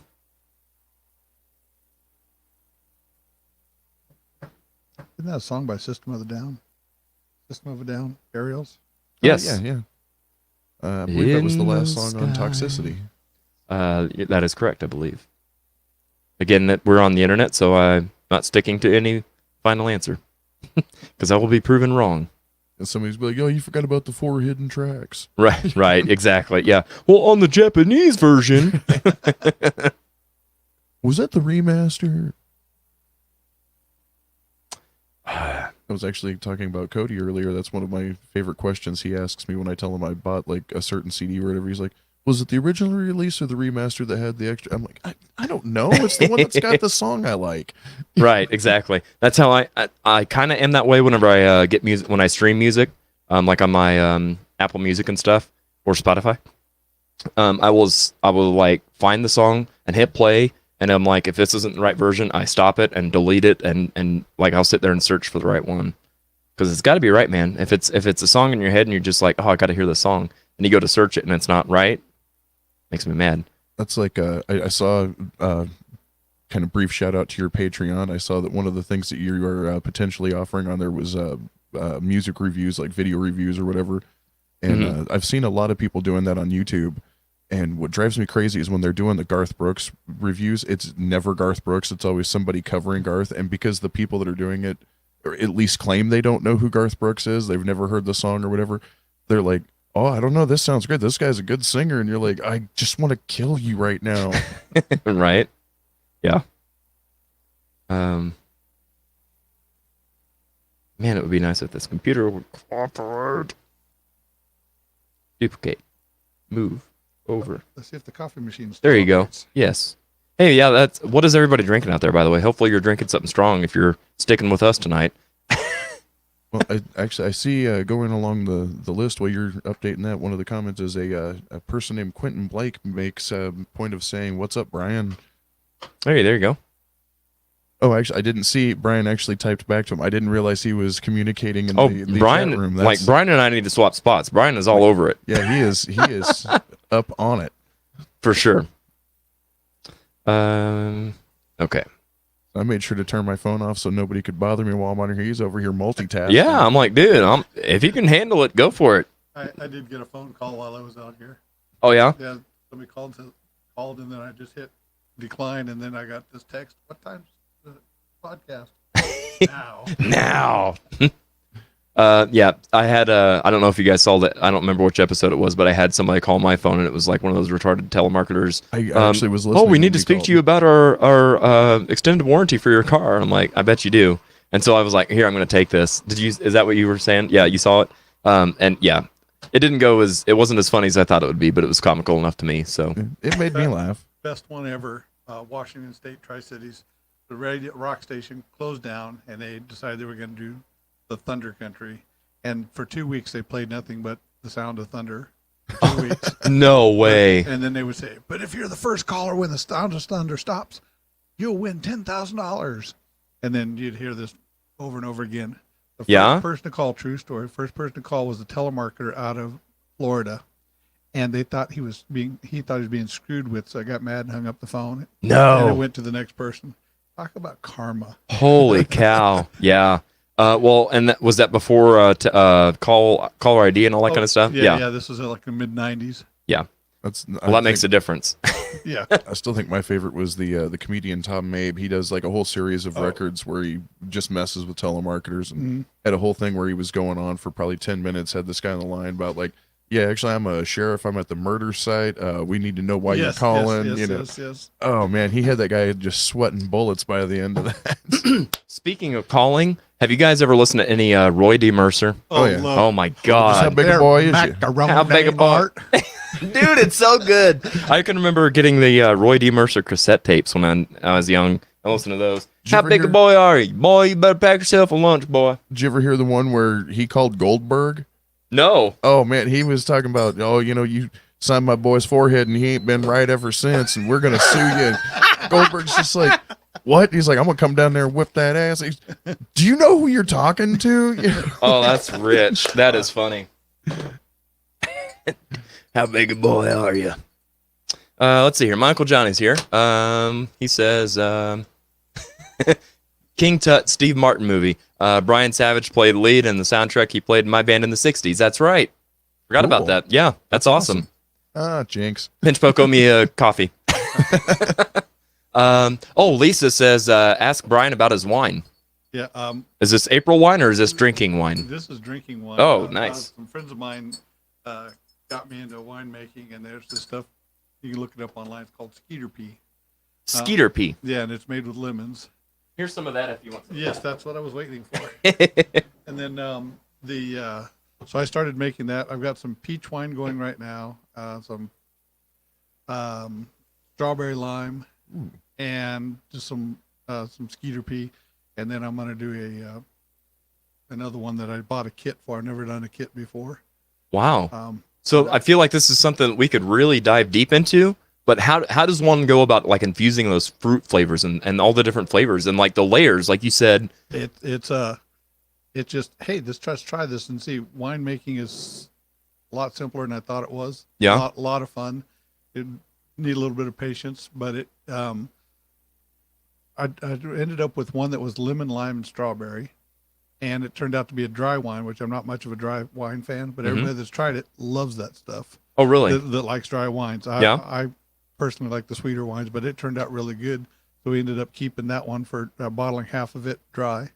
I will hook you up with a bottle as soon as I get this. Oh, that's awesome. Yeah, I would love that. That you can get carried away just like the other hobby Sure. with the Oh, yeah. labels and all that other stuff. Oh, yeah. I'm sure there's a lot that goes into it.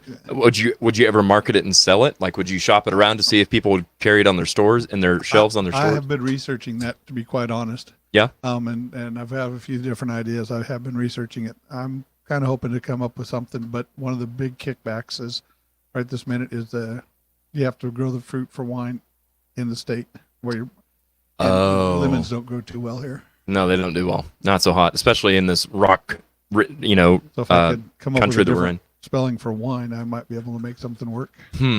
Funny you say that. Holy cow! It's how does sometimes these things work so well? I was watching a YouTube video and it was like just some boring. I watched a lot of tech gadget stuff on YouTube as well, and it was just this guy unpacking it, and he was an albino, and I clicked on it because I saw like he literally looked like the guy in the movie from Princess Bride, like the long blonde hair and like the big white eyelashes, and I'm like, oh, this is cool. And so I watched it just for that. I didn't give a shit about what was in the box. Was it Edgar Winter?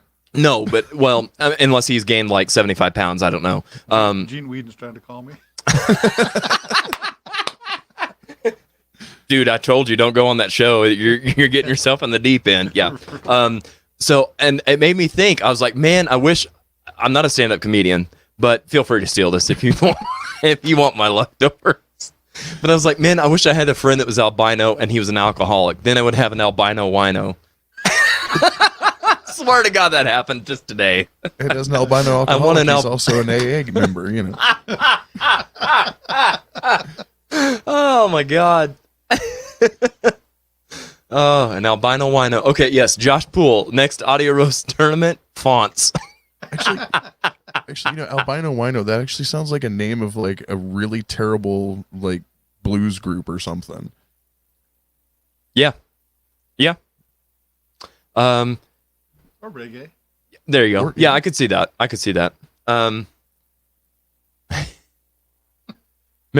Remember when the Planet played Louie Louie for a few days before they started? No. There was a Great song. When the Planet? What's the Planet? who knows. There was a radio station when I lived in Reno, Nevada, that they were for like 2 weeks before they came on the air. They were doing a countdown. It was like a robotic voice. It was like T minus however many hours.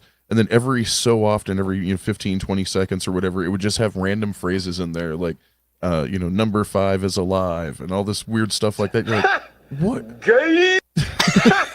Okay, once is enough. Once is enough. I mean, it was very strange, but it was just a countdown Need to input. a new, stuff like that. But it was a countdown to a new classic rock station. But Wow. definitely kept our attention. Like, what is this thing? Well, and that's interesting because nowadays, like you just turn on your favorite radio station, and you're like, am I in the right town? Like, this isn't what I thought. And they just change it and they don't tell anybody. And you're like, oh, well, so much for that. Well, that's because, it's all iHeart, which is actually Clear Channel in disguise. Yeah. Yep. For sure. Okay. So let's go into the next, what do you call it? Bracket series, whatever. I don't sports anymore. Okay. So, I want to make this, that, so I can actually read. There, now I can see. Okay. Fun fact, talking about radio, I was a disc jockey in high school. Stop it. Are you serious? Yeah, for just a little tiny podunk, KEXI, in Milton, Freewater, Oregon. Wow. That's so Oregon though. Is that where you're from? No, I'm originally a California boy, Oh wow. but my dad moved up there when I was in high school, and so we're bouncing back and forth. Yeah. That's I was mom and actually dad? also born in California, but I moved from there when I was very young. I was What part? Modesto. Oh, okay, Fresno.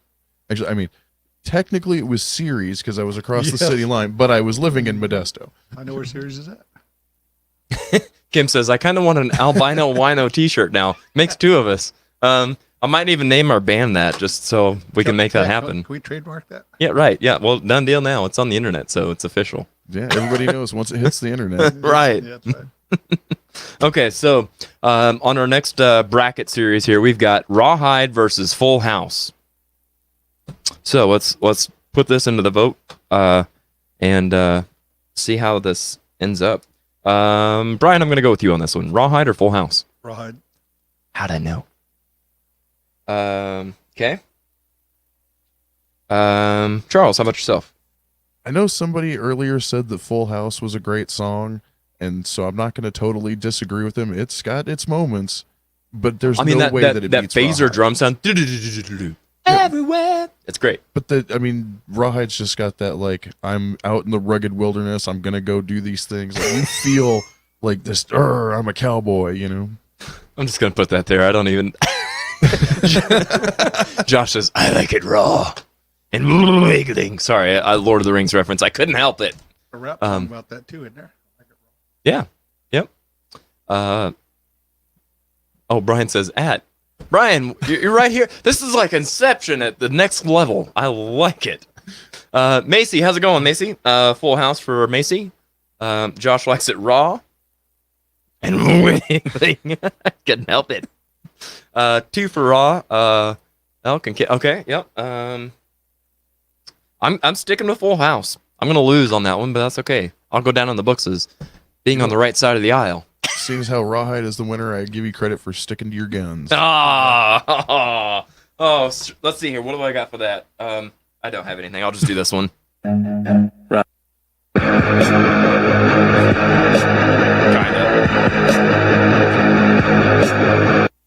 Okay. That's so sad. That's like the most satisfying thing is to just pretend like I end it. Like, done. Yep. Okay, so Rawhide is moving on. Well, it's got to keep moving. Move them up, move them out. Though you're disapproving. Okay, so now we've got Happy Days versus the Jeffersons. Happy Days versus the So Jeffersons. did we decide that the Happy Days that moved on was Rock Around the Clock? Rock Around the Clock? Yes, is what we want. So we ought to stick with that. Okay. In that case, I'm going Jeffersons. Okay. I guess really in either case, but That's true. That's fair. I'm also going with Jeffersons. Brian, how about yourself, my friend? That's a tough one. Because I like the Bill Haley, but the Jeffersons one was actually really well done too. Okay. I'm gonna go with Jeffersons. Can you put your mic in front of your? Oh, I'm sorry. There you go. That's all right. You can move it around. Yeah. Okay. Make yourself right at home, sir. I'm gonna try that. Okay. So Deb says Jeffersons. There Yeah, we can hear you. is it too early to predict what I think the final is going to come down to? Yes. Okay, so Jefferson's. Oops, sorry. Josh says it's every red-blooded American's right to be wrong, Jared. Actually, Amen, brother. Amen. He actually called you G. Jared. That's the new word on the street. Everybody knows you gangsta. Al says next week at Shuffle, shot glass with albino wino. Dude, Oh, you just there took the we go. cake on that. Yeah, that's How that's much the are tickets? ultimate. Don't be that guy. I want to make sure I get one before they're sold out. Oh, yeah. Okay. Well, in that case, yes. Okay. So Jefferson's, French Camp by San Diego. There you go. Yep. That's. Where that's at? I do not. I'm a Missouri I boy. know Been where here my San whole Diego life. is. Yeah, I'm no not clue. familiar with French Camp, but There I you know go. San Same. Diego. And my wife's from Missouri here, Springfield and St. James. Been here her whole life. Wow. She thought I was going to take her away from all this. So if she's from St. James, she's a winery expert. She knows her wine. yes, she does. What up, G? I don't know, JP. What up, yo? Was it weird for you? It was weird for me. I don't know. Just saying. Macy's with the Happy Days vote here. In fact, the only one so far. Yeah. So for you, Jefferson's or Happy Days? Jefferson's. Okay, and Jefferson's. you said Jefferson's. I said Jefferson's. Okay, and we're gonna call that. It's such a landslide. Even if we keep getting comments, it's not gonna turn around anytime soon.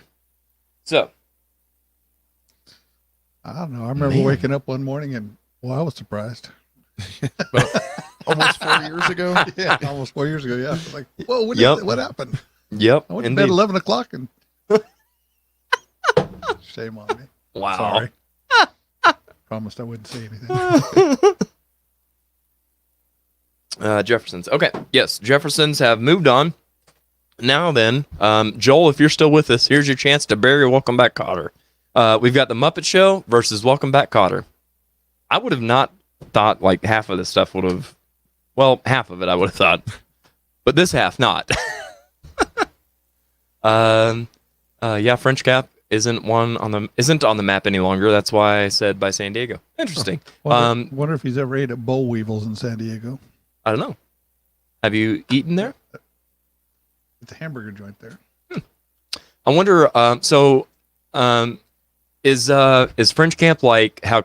Is it right? Queen City, isn't that what like North Springfield used to be, and then it was merged, or it was called something else. Anyway, Springfield was two cities. It was merged, that kind of thing, and maybe it's the same kind of thing. Maybe it's not. Why it's not on the map? I would assume it's something like that because I know when we moved out here, there were actually separate cities moving along that side. When we went back to visit family a few years ago, it's just one giant city going along the coastline. Oh, basically. really? Yeah. Yeah, no kidding. Yeah. Okay, so let me clear the side of the board for counting purposes, and here we go. Josh with the Muppets. Deb with Welcome Back, Kotter. Well, Deb is wrong. Kim with the Muppet Show. Al with the Muppets. Elk with the Muppets. So 1, 2, 3. Lisa says Muppets are going to crush Kotter just to avenge Adams. I kind of low-key, I kind of hope that's exactly what happens, and I hope that's exactly why it happens. Muppets. Well, Yep. I'm going to say it's not as revenge that I'm going with the Muppets. It's just that if the Adams family wasn't up there, you know. Al, my friend, you are absolutely on fire tonight with these comments. Wow. That is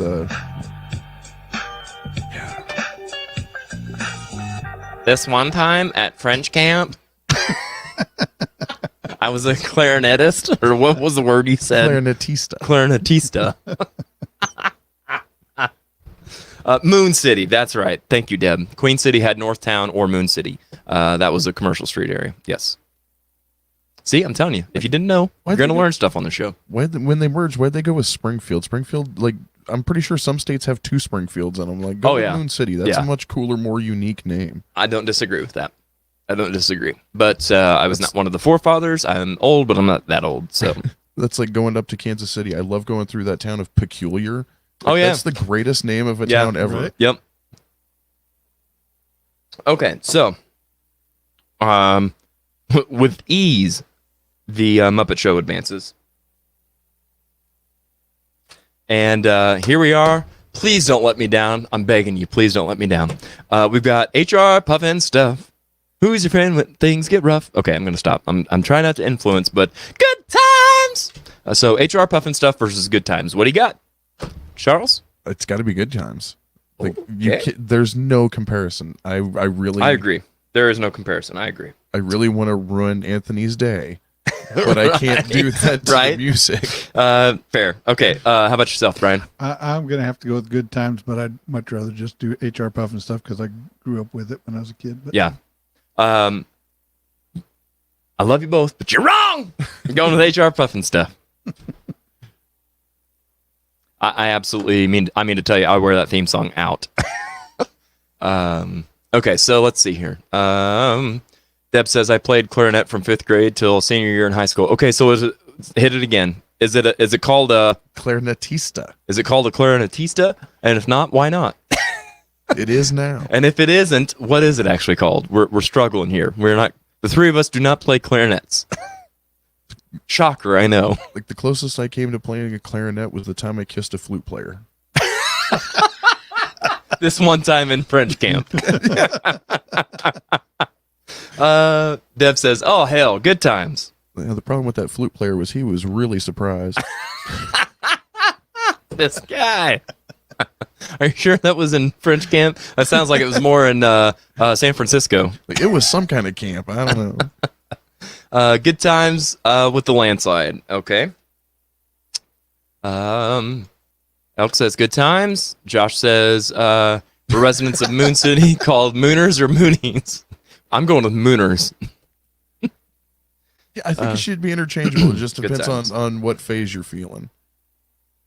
Good times. Kim, thank you. HR Puff and Stuff. I'm going to be sure and write that one down, even though it's just you and I. Lisa says I played clarinet. We were called nerds. I love that. That's great. She hasn't grown out of it yet either. We just called ourselves clarinet players. I was hoping she'd say we just called ourselves bad. She can do Hey Bartender with it, though. Oh yeah. Yeah, that's what they used to play all the time. Hey bartender. Was Is that something the they same learned thing, in or is that school? different? Uh, Or did I just make that work? I think I just made it work. She went to school at St. James. It's, yeah, I didn't know that the schools were teaching you how to get drinks. Well, you had she's got great stories about her band teacher. All right. Kids liked them, school not so much. Is French camp like French kissing camp? No, I think it's more like, I'm going to say it. I don't care. Pitch a tent camp. Clarinesta? That's close enough to what you said. I don't, you know. I think that's a better sounding word. Yeah. I moon people while cruising. Hey, Brian Betancourt says, I moon people while cruising. I will say this. I love seeing you in the comments. So this is nice because you're not missed there and you're welcomed here. So this is great. I love it. This is fantastic. And you're absolutely increasing the bar, the level of expectation for future guests. Like, you better be commenting in your own show or else. Band nerds, Deb says. Yes. So that's so I've got to figure out that next time I end up showing up here, I'm just going to bring my laptop and I'll comment on this show while like doing the show and watching anime separately. Well, here's the thing. As nice as that sounds, if you bring a laptop into this room, it's getting used. It is getting used. I've got two here, and they're both apparently on their last legs. So I need one good one, and I could be out of the woods. Out of the woods. That was for you, Lisa. Lisa says, when your band teacher stayed high, you play Hey Bartender at basketball games. The only teacher I know of, and it's rumor more than anything, that at my school supposedly got high was the algebra teacher who was escorted off campus by police one afternoon. Oh, nice. I Wow. don't know for sure that that's the truth, but that was always the story, was he was smoking on campus. I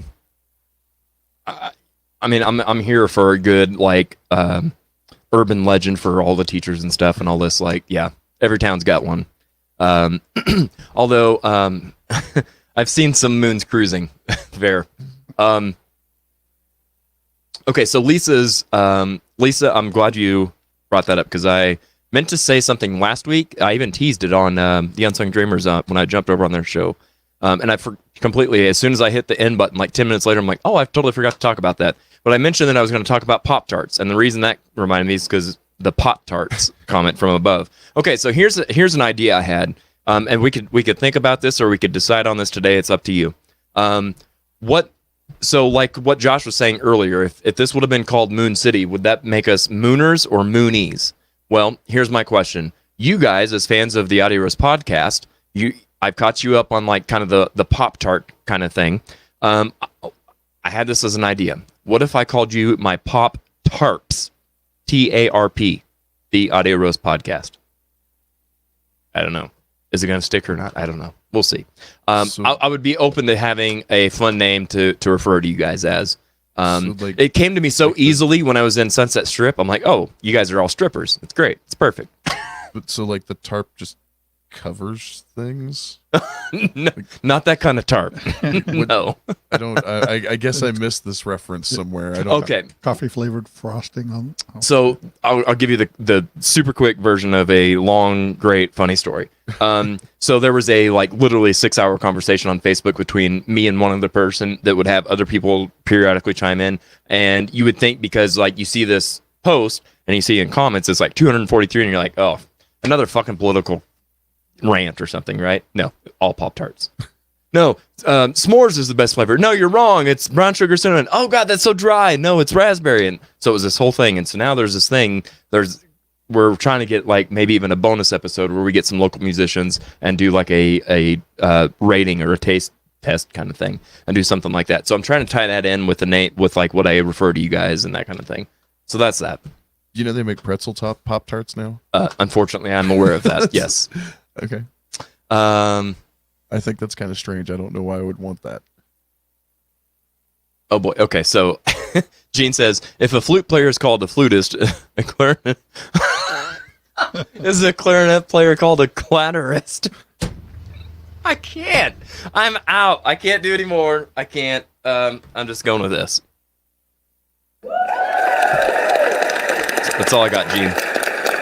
You've killed it, my friend. Okay. Scott Henry, my band instructor used to take me to jazz club gigs he played at, and I would sit and play. Would have been 17 drinking with old jazz cats. Wow. Well, I mean, not like old jazz cats are the most morally sound people that you've ever heard of. The salt of the earth, if you will. Josh says, according to Wikipedia, a person who plays a clarinet is called a clarinetist. Okay. Appreciate that. Well, that's rather boring. Yeah. Deb says, that sounds kind of dirty, Gene. I think Gene's got the best answer. Yes, I agree. Audio tarts. I like that. Audio tarts. I dig it too. I like blueberry top. See? See? That's all it takes. Okay. I'm going to try and keep on track here. Oh, see, I should have been doing this while I was doing that. You could go with this, or you could go with that. Or you could go with this, or you could go with that. Cool, Scott Henry. That's how I choose to read that. Cool, Scott. You know Henry. what I really like about this is I see it growing every week. You know, you're getting a couple more people, but there's a lot of the people that have been here I've seen every time I show up over here. And it's nice that you have like an actual community coming together of people that are. It really feels good. That's I don't know how many of these people know each other offline, but it's nice to see them interact online and really just get along. Yes, for sure. And I'll be honest, a lot of these people do know each other in person, but because of all the current conditions, they're not able to get together. So even if I'm not creating new relationships, it's cool to still be able to bring pre-existing ones together. Well, that's kind of how this all got started, isn't it? Is I remember you were doing some just like live streaming stuff just because you were like, I'm tired of sitting at home not doing anything. That, and I'm tired of sitting here and not being able to do anything about people at each other's throats all the time. And I'm like, well, I'll try to entertain them, and we'll have some fun content along the way. But yeah, you're exactly right. So I'm glad to see that that you're noticing the same kind of things that I'm noticing, and I appreciate that. Appreciate you guys. Appreciate my patrons. Some of the fun stuff I go do is go watch the bands. My wife and I just in the last couple of years have just really enjoyed seeing all the talent they have here in Springfield. It's just amazing, some of the people, and you don't realize listening to the radio how hard some of that stuff is to pull off until you go see a live band and you hear it wrong. And you hear it wrong. And you hear it wrong, but then you hear the guy that nails it after you hear it wrong a couple times. You go, oh, dude, he's been practicing a little bit. Yes. And that's the fun of seeing this stuff, is seeing where people are at in their skill level. And doesn't, just because they get something wrong doesn't mean that it's terrible. It just means that, they either are having a bad night or they got to practice a little more. Right. But it's not bad. Well, and you're right on both of those. And sometimes too, the alternative skew on that is maybe they're doing the best they can, but the song really, no matter if they did it even better, doesn't fit them for whatever reason. Whether it's the singer it's just out of his wheelhouse or that kind of thing, or if it's just too complex on guitar. Exactly. You gotta. It's cool to push yourself, but you can't push yourself so much that you expose yourself. Right. So Like Peter Steele's not going to sound good singing a King Diamond song. It's just no, it's impossible. No, he would hardly sound good singing his own stuff. I could disagree with that. I like Peter Steele. I'm a typo fan because I'm a teenage goth girl. But oh yeah, it shows. That's one of those other things that, like you were talking about seeing the bands live and everything. One of the other things that I think is cool about seeing bands, but also kind of frustrating, is when you see people that are out and they're at a live show, but they don't care that they're at a show. They're there to hang out. It's like, why did you pay the money to come in here and you're not even interested? And you see like bands that are just working their butts off and they're killing it, and people are like, yeah, so anyway, on the stock market today. Right. Or they're just bellied up to the bar watching the TVs in front of the bars. Yeah. I hate the fact that bars have TVs plastered everywhere anymore. If I offend you, sorry. I think it's shit. Get the fuck out if you're there paying bands. Yeah, well, if they're paying the bands and they want to put one of the cameras on the bands, Yes. I'm good with that. Yes. But I agree with you. It drives me nuts when they got sports going on and there's a big game on and there's a band just breaking Yep. their ass out there. Yep, I agree. If I want to go see a game or something like that, that's cool that a bar offers that. But Absolutely. why would I want a band playing at the same time? Right. Go to a sports bar. Don't go to a band bar. Right. Like neither Yeah. one of these are conducive to the other environment. You know? Right. I agree.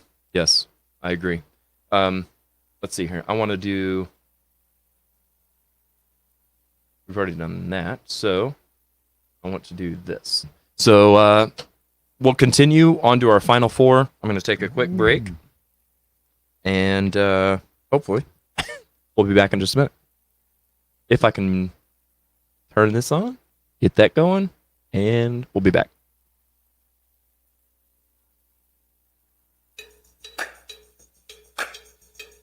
I have just one question. Have you thought about being a guest on the show? We are currently seeking music lovers of all kinds to join in on our fun. If you're interested in being a guest, or if you just have questions, comments, or suggestions, you can message us on Facebook or email us at theaudioroastpodcast@gmail.com. You can also submit any topics you'd like to hear discussed.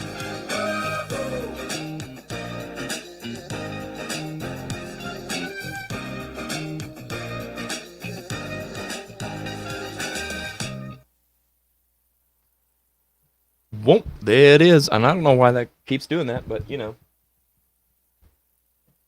Maybe. There we go. Okay. I don't know. I kind of liked it better when it looked like you were having a seizure behind the TV. It's not a bad look, right? Okay, so we are down to the final four. Okay, so is good with chips. Get it? Queso is good with Oh, chips. Yeah. This is why I'm not a stand-up comic. Because I suck. It was too fast. You for me. suck! My reflexes are slow. I couldn't catch it. Ooh, what about the grinders? Oh, I'm. Sorry. I was like, what are you talking about? So I don't have the comments up. Sorry. Sorry. No, you're totally fine. Like hoagies and grinders. Right. I was like, what are you I talking don't know. about? She could be talking about stump grinders. I don't know. Oh my god. Oh, I see. Naming suggestions. Oh yeah. Okay, so we've got Like grinders we've got isn't bad. audio tarts. I actually like calling you guys Cool Scott Henry. No, I'm kidding. It's what the Cougars want to hear. Okay. Fans name suggestions. Special roasters, premium blenders. Oh, special roasters, comma, premium blenders. I like it. I think those were two separate suggestions. So yeah, the comma I makes think so sense. too. That's why I put a comma there. Susan says I love dancing with Lisa. There you go. Let me show you how to 1-2 step. What about grinders? Yeah. Which doesn't that kind of have like a That's a what I'm double saying. meaning, That's yeah. yes, that's what I'm saying. Al's right on the money. Jared knows all about grinder. Let's see here. I've got one. I was like, yeah, that sounds like a good name until I thought about it for a minute. Right. It sounded like a good name until I said it out loud. Oh, that's too funny. Yeah, if you know, you know. If you don't, you don't. Okay, so on our final four, fellas, we're here. Of the final four, are there any that you feel could have made it or should have made it that aren't there? Adam's Family. Yeah. Brian, how about yourself? Oh, here, let me help you out here. There you go. Yeah, no. I think for me would have been HR Puff and stuff. 100% the same for me, but I knew going into it that whenever I made my list of 50, I'm like, okay, I know that I'm doing this for myself because I love it. I think it's a great song, but I know that other people enjoy it too. But I also knew it has no chance in winning. Right. So, but it needed to be represented. That would have been one that if it was left off, we would have had people, hey, what about this? So I had to include it for that reason. If it would have went up against the Muppet Show, that would have been a really tough. Oh. We would have talked for hours about that. Yes, absolutely true. Yeah. Lisa says Adam's Family was one that she thought was left out that should have been advanced more. I agree. I'm like Joel, and hopefully Joel's still with us. He may have just totally thrown the whole computer out of the window for all I know after seeing the Adams Family lose. Which, you know, hey, I've got a replacement I'll send you if you can join me on Patreon. Okay, so Deb says, Jared, keep your grinding to yourself. I'm talking about your coffee here. My grinder's sitting over there. I wish I had it here, and I just right into the microphone. Another sound effect. If Google grinders, if you Google grinders, you will probably get some wildly varied results. You're so right. That's a whole nother show. The final What a four difficult sentence. to the finals. Okay. Yes. All right. So final four. We've got Rawhide versus the Jeffersons. Now we're getting to some nitty gritty. Brian, I'm going to start with you on this. Rawhide or Jeffersons? Yeah, I'm probably going to go with Rawhide. Okay. Lots positive about the Jeffersons, but I'm going to go with Rawhide. Yeah. No, for sure. I'm going to go with the Jeffersons. Chuck, no pressure. Yeah, this is kind of goes back to what I was asking about earlier about personal preference versus better song. Okay. Because Talk that out. In my heart, Rawhide is my personal preference. Again, for the same reasons I said way back at the beginning with the Blues Brothers, Dead Kennedys, all these great, renditions of it. It's a fantastic song. But I feel the Jeffersons is a more iconic TV theme. Like I think Rawhide kind of is able to stand alone as its own song, whereas the Jeffersons is like the core of like what we're talking about here with TV theme songs. Yeah. So just based on that, I think I have to go with Jeffersons for being more TV thematic. I get that, but I do want to kind of play devil's advocate to your own argument, in that part of the reason you're advocating so strongly for Rawhide was because of the covers that were done. Right. Think less about that and think about what was just used on the TV show. Does it still hold up as much? Well, the song itself it's a great song at its core. It's not the covers that make it a great song. It's the structure of the song and gotcha. It's the song itself that made. I just want to make sure on that. Yeah. It made people want to cover it because it was good. Right. Correct. Yeah. Okay. So because of that, you're going to go with Jeffersons. Yeah, because I think as far as actual TV theme songs, I think the Jeffersons fits that mold better. Although I think Rawhide is the better song. Gotcha. Okay. So Deb says Jefferson. Josh says Jeffersons. Scott says Jeffersons. Prediction that it's going to win it all. Al says Jeffersons. Susan says Three's Company. I agree. There's another one I forgot about that absolutely shouldn't. I mean, that was the first song cut. Are you kidding me? Wait, hang on. Sorry, I'll reel it in. Are you kidding me? There you go. Okay, sorry. I got it. Had to get it out of my system. Brenda says Rawhide. Okay, so we've got 2 for Rawhide. Jane says Jeffersons. Elk says Rawhide, so we've got 3 for that. Lisa says Jeffersons all the way, sung by Janet Dubois on Good Times. Yep. I'm pretty sure it's Dubois. Dubois, that is correct. Thank you for that. For the win. Jeffersons, exactly Charles. Woo. And Willona? Is that Willona. That's the character name of this Janet. Yes, gotcha. Yeah. I was like, is that a Audio Roast fan name suggestion? I'm like, I don't get the reference. Yes, from now on, your fans are known as Willonas. Okay, well, there's not even a contest on that. So Jeffersons advances to the finals. And so now we are on to The Muppet Show versus Good Times. What's it gonna be? Brian, what do you think it's gonna be? I'm gonna go with The Muppet Show. Okay. I'm gonna go with Good Times. I just think it's a better song. Chuck, Charles, how about yourself? This goes back to the same thing. Like, you're probably right. Good Times might be a better song, but Muppets is the definitive theme song. That's fair. Okay. Like, it is a theme song. True. Yeah, and you're right. That is a very valid point. Okay. And besides, it has Statler and Waldorf in it, so I mean that beats just about anything. Yes. Oh man, you got to stop, otherwise you're going to make me sway. And on biased, whatever I'm trying to say, non-theme song biased reasons. So funny side note, my wife and her teacher friend are getting shirts made up, some shirts just like that to wear to school, because most people call them Waldo from Statler. Oh, that's good stuff. Okay, so we've got I want to point out that I agree with Kim Garmery. okay. We'll get there in just 1 second. Deb says good times. Josh says good times. And here we go. Kim says The Muppet Show, and anyone that says otherwise is just plain wrong. Yeah. Kim, I know you're a big Muppets fan, so I'm glad to see that this one's going through for you.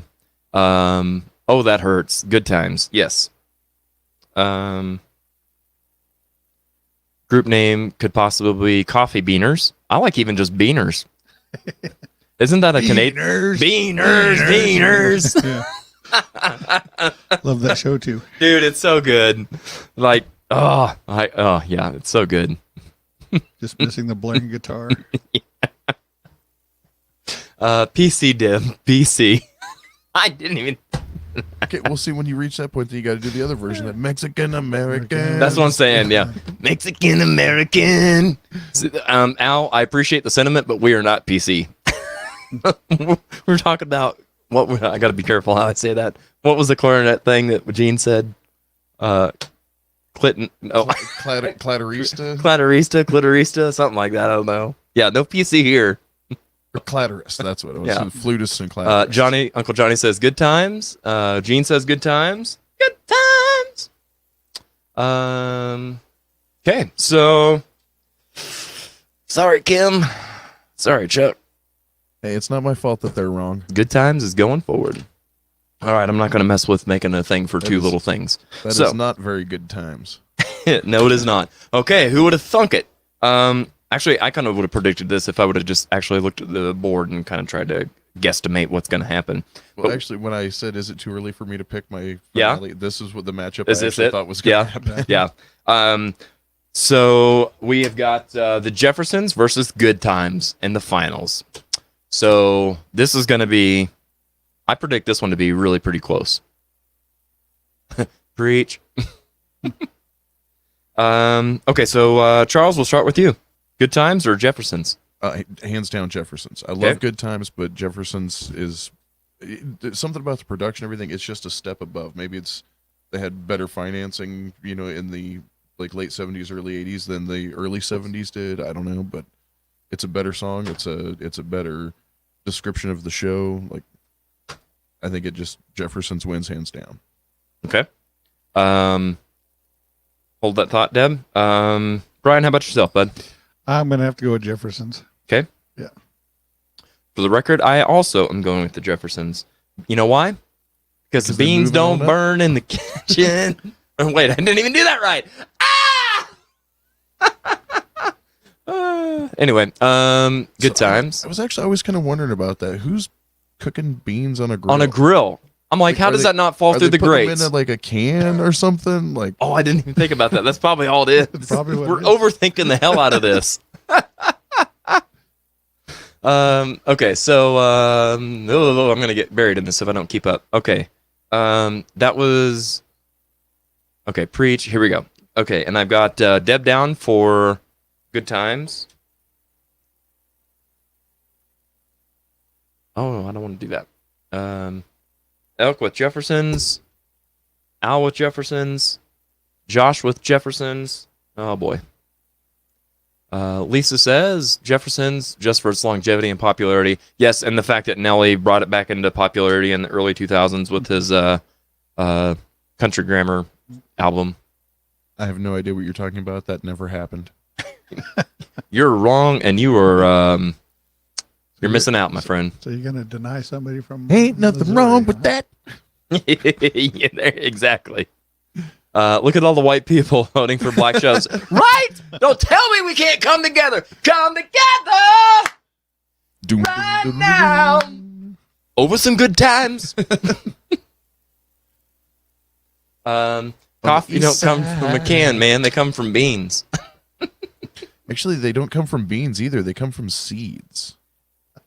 The seed of the coffee cherry. Look at this look at this scientific mofo right down there. It's so weird because he's right here in real life, but he's right there for you. Oh man, good stuff. Jeffersons. Okay, well, somewhere around here I had some. Let's see here. What do we want to do? I don't know what we're gonna do. We're gonna do this.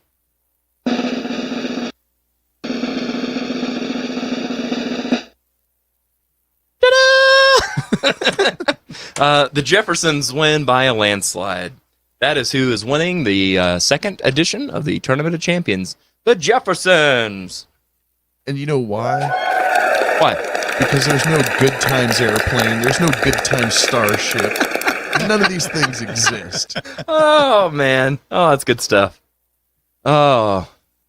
Let's see here. Coffee seeds? I'm not going to be no coffee seeder. Beaners, beaners, beaners. Hear ye, hear ye. Here to all ye beaners. You should. Some people are just now tuning in saying, "Is this the same Jared I know?" You should at least call yourself like the audio roast beaners or something. You know, like The audio beaners, or yeah, something that signifies maybe not necessily like the roasted just beaners, beaners. the roasted beaners. the refried beaners. There we go. Mexican American. Oh, come on now. All right. Well, if I can get all this back to its working condition, I will talk it in the microphone. Yeah, there's no smoke rolling out or anything yet, so that's good. Yeah, nothing's burning yet. But yeah. Speaking of that, I should probably do like podcasts more often. I can't believe it's been 2.5 hours and I haven't had a cigarette. Right? Or had to get up and go pee. Yeah, or fall asleep. That's exactly. You took the words right out of my mouth. So, okay, I've got to tell on you. I've got to tell this funny story. So, and this is not about me. This has got a better punchline than the fact that I opened up for Judas Priest, believe it or not, and Deep Purple. But so we did, and Charles was nice enough to make the trip up to Kansas City to support us when we played there. What was that, like 2 or 3 years ago now? Yeah, about Something like that.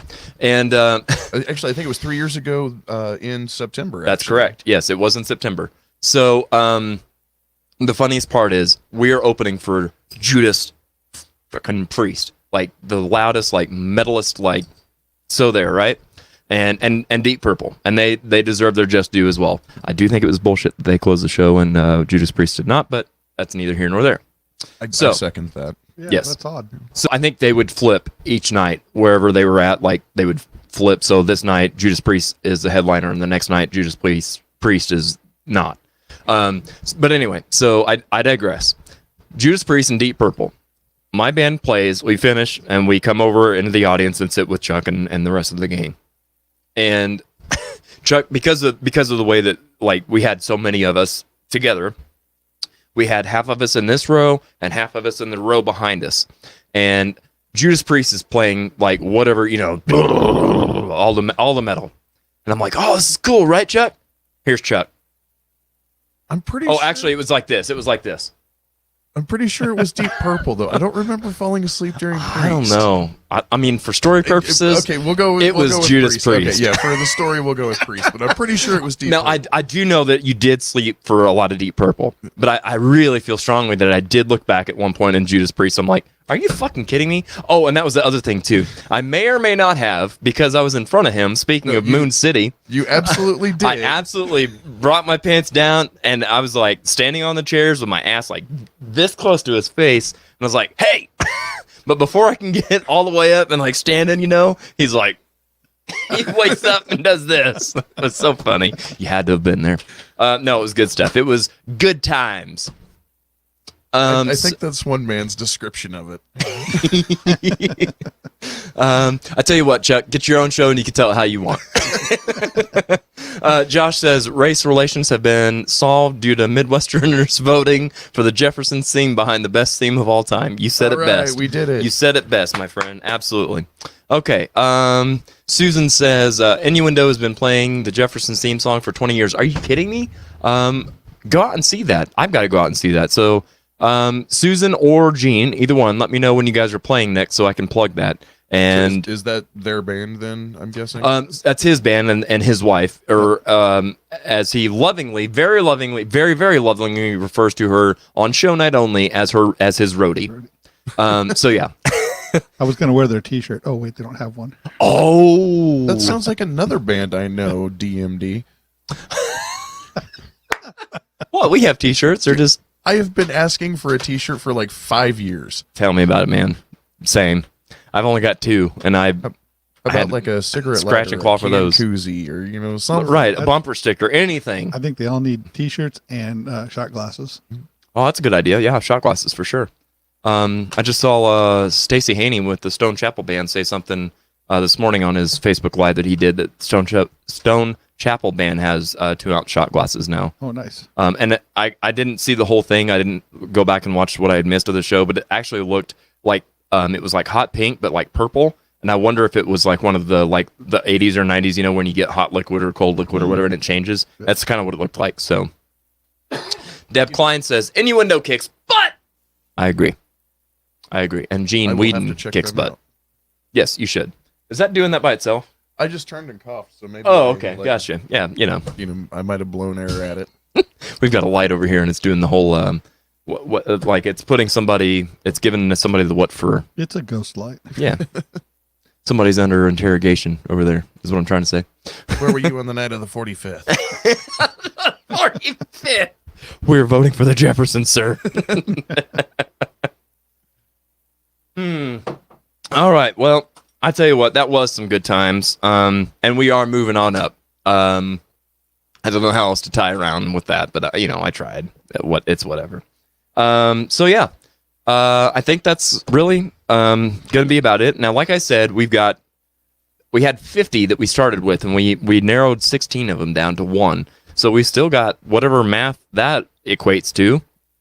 Yeah, you might actually have to pull a couple more together to make it an even number. Oh, we'll get there. I'm not worried about that. But we've got at least another 2 or 3 episodes of this, plus another, probably 3 or 4 of instrumentals. Like, yeah, there's a lot of meat on this bone. So this has been fun. This has been a lot of fun. And this has honestly, for me, even been a nice change of pace to not like just focus on one band or one album or one whatever. It's kind of a free-for-all. And it's really been a lot of fun. I was kind of hoping to see that we would have pulled Moving On to put on there just to see how many people go, what the hell is that? Right, yeah. Yeah. It's actually the 2 theme songs that I was kind of surprised. Well, not surprised necessarily because of the way we did this, but the 2 that I figured we would be talking about at some point would either be the All in the Family theme or Cheers. Yep. Oh. Yep. Yeah. For sure. They're in there. They're in there. figured- So I they'll figured. be, wouldn't that be cool if you predicted that and they're right up against each other on the next time we do this? I mean, that would be a tough one. For me personally, that'd be a really tough one because that's like 2 of my all-time favorites. Oh yeah. Yeah. Let's see here. Al says white guys covering Jeffersons and gives the address. So when we're done with the live stream, check that out in the comments. I'm going to check it out. This has been fun. Great show. Thank you very much. And thank you so much for joining us too, Elk. I appreciate it. And it was good to see you last night, by the way. And I appreciate you stopping and saying hi. I'm glad I didn't bore you to death. No, absolutely not. You guys are great. And I'm really glad that you guys were able to make it today. Al, by the way, last week, Chuck, did you happen to see any of last week's show? No, I missed last Okay, week's. no big deal. So you missed a lot. So we did the Van Halen classic album Clash. Yeah, I said and something about I said I feel that that Alex Van Halen is an overlooked drummer, and you mentioned that you brought that up on the show. yes. And so one of the people that we saw in our covering cover segment where we watch a cover band do and last week's episode, it was the Van Halen. They were called Shock Blast. And Al perfectly renamed them Shot Glass because they suck so bad we all needed shots. And then he convinced me that I need to have shot glasses just to get us through some of these. But he actually, for those of you watching, right after the show, he dove in deep and actually found them on Facebook and stuff. And we found them doing a cover of I don't remember what song it was, but it was by Stevie Wonder, and it was them in studio, and it was like a whole different band. It was actually really good. Well, I shouldn't say really good. It was good. It was way better than what we saw them play live. Chuck, when they were playing live, they had so much delay on the main vocals. It was distracting is an understatement. So they were doing jump. Might as well jump. Oh, And I'm like, oh my God, when does it end? Just like all the technical issues on the show. When does it end? But they got through it just the same as I do. So, yeah. I guess that's the lesson. Like, just stick to it and you'll get through it. Hey, fake it till you make it. That's what I'm doing. Love the show, Kim says. Great change of pace. I agree. Gene says, great fun, guys. And Gene, thank you so much for stopping by. I really do appreciate you checking us out here in the comment section. And Josh Poole says, disappointed there was no games tonight. I know, right? Me too. We've got some really fun games coming up next week, though. Like I said, too, I keep hitting that. I'm sorry. I'm sure that sounds great in your ear holes. So, again, maybe not everybody out there is a King Diamond fan. I am. So guess what? We're doing it. No, there is a reason that we're doing that show next week, and we will talk about it next week. But if it's not your thing, it's cool. We're going to make some games that are fun, even if you don't know anything about King Diamond. If you know nothing like that, we're going to have some games. We're going to get back to our regular format, and it's going to be a lot of fun. It's going to be entertaining as fuck because we're going to have two entertaining people here. Richard Brantner is comedy genius. Scott Henry, absolutely the same boat. We're going to cut up. I'm predicting that next week may be my longest show yet. And I've had a 4 hour and 55-minute show before. I hear that this Scott Henry fella's pretty cool. He's all right. He's good people. He is. He's great people. We've got this just in. Okay, and we're thrown to this. I almost threw the wrong one. Brian Betancourt says, great show. Thanks, Brian. Appreciate you tuning in the comments. Yeah. We're glad that you were amused. Thank you for showing up, folks. Yes, absolutely. Aw. Yeah, see, Scott, I knew we'd get you. I knew you'd still be here in the comment section. Yes, so King Diamond next week. What do we got after that? Oh, after that, you guys are going to be excited for this. I know a lot of you guys have been talking and asking for this. We've done some country. We've done some hip-hop. We haven't done any metal, so that's part of why we're doing that next week. What else have we done? We've done a lot of rock, a lot of that kind of stuff. Anyway, so we have not done hair bands, and we're going to be doing hair bands. You guys have been asking for that, like right and left, nonstop. So in 2 weeks, we're going to be doing hair bands, and we've got Chris Schneider, formerly of Sunset Strip, and Brian Stokes, formerly of Sunset Strip, and also formerly. They've both been in so many bands. Chris Schneider currently in Got You Covered. Brian Stokes currently in insert name here. We don't have a band name yet, but he's my drummer in my metal cover band. Oops, did I say that out loud? So we've got all kinds of fun stuff. We've got after that a disco show coming up. We've got after that a show that's going to highlight some local photographers that go out and watch a lot of the local bands and support. So we've got so much fun stuff. Lisa, Rock on Broadway, I love it. Brian and I talked about that before the show. You're not the only one talking about wanting to have some Broadway and wanting to have some musical stuff. And so we're probably going to end up doing that. I will need help from you guys to carry me through that because my musical stuff, surprisingly, my knowledge is not as great as you might think it is. What? I know, right? How do you not know musicals? What is wrong with you? Take my card. Grind it up. See what I did there?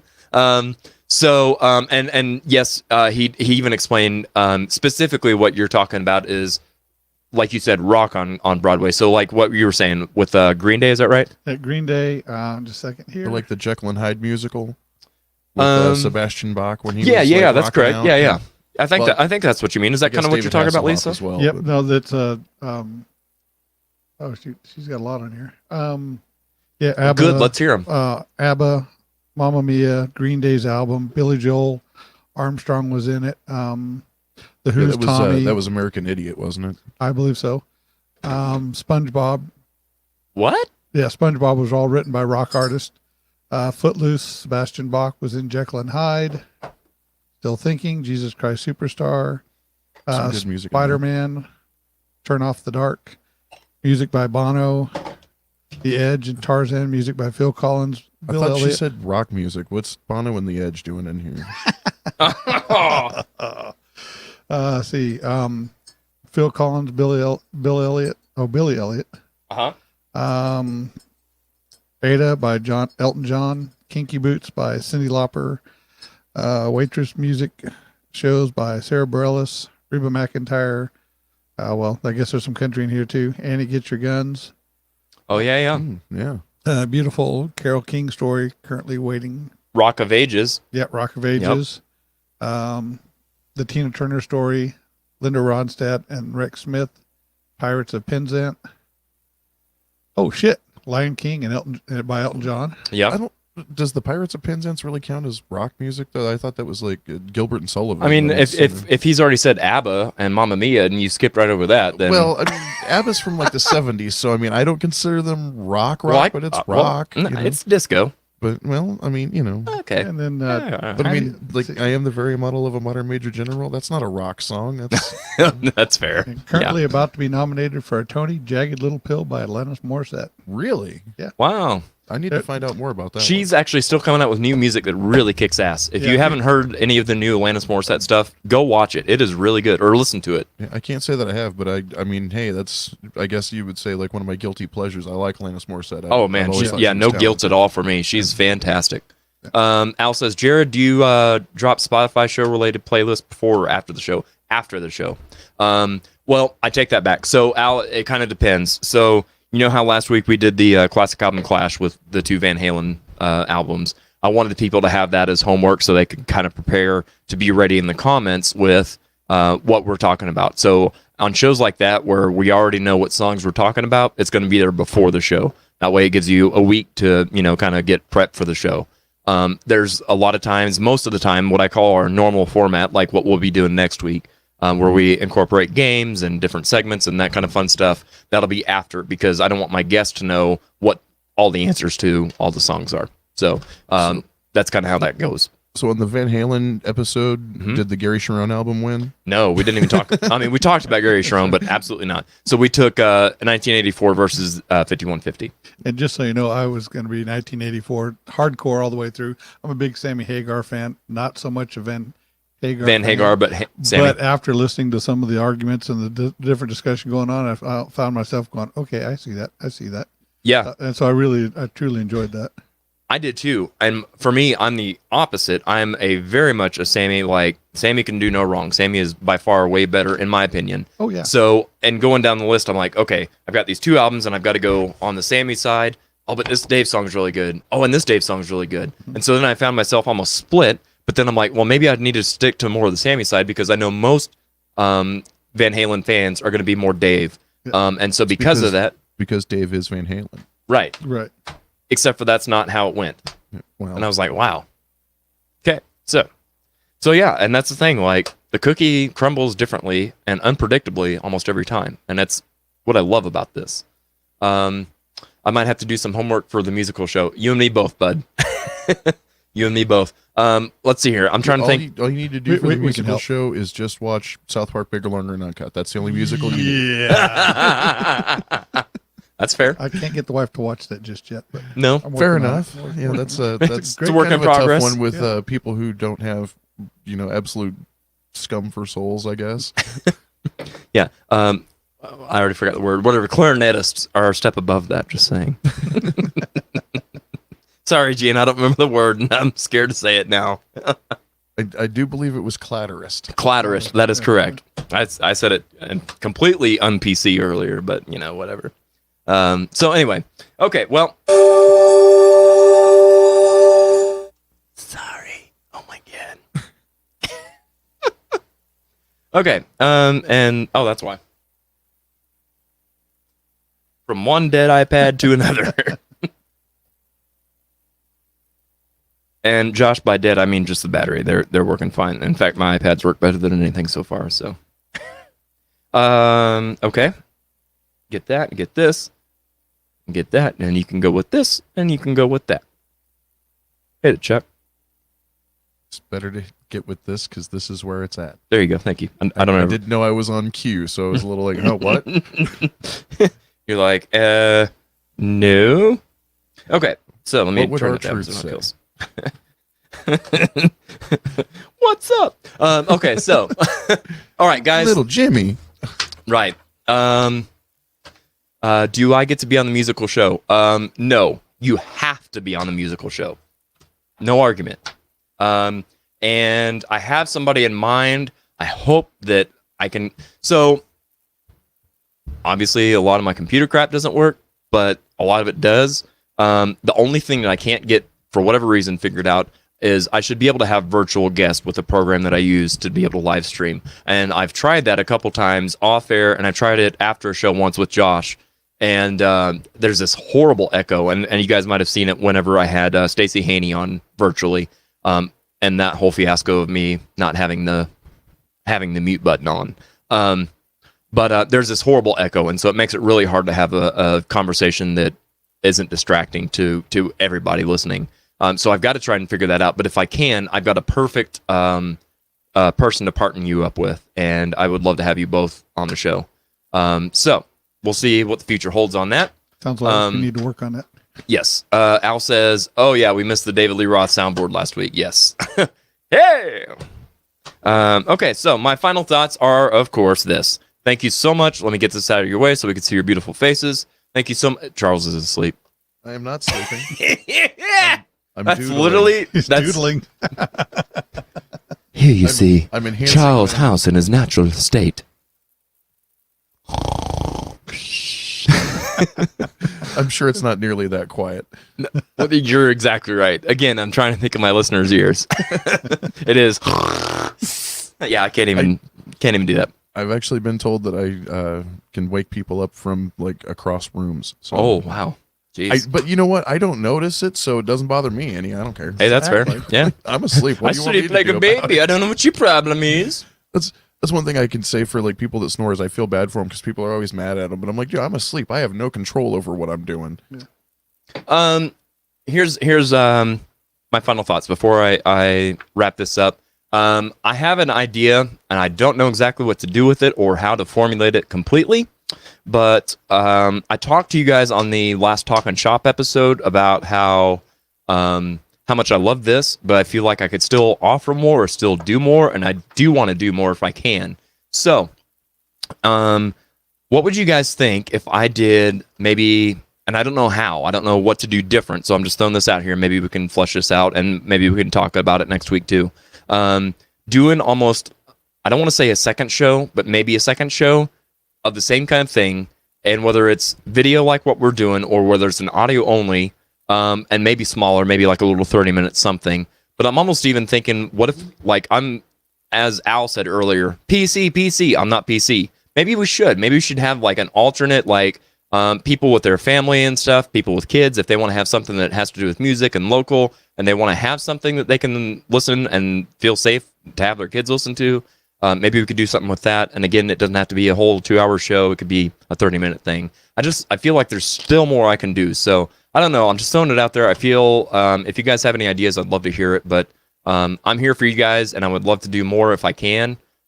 Just let me know how. I'm kind of at a mental block. I just feel that I can do more and I should do more. I just don't know what. So that's that. And Josh says, how about a cooking show?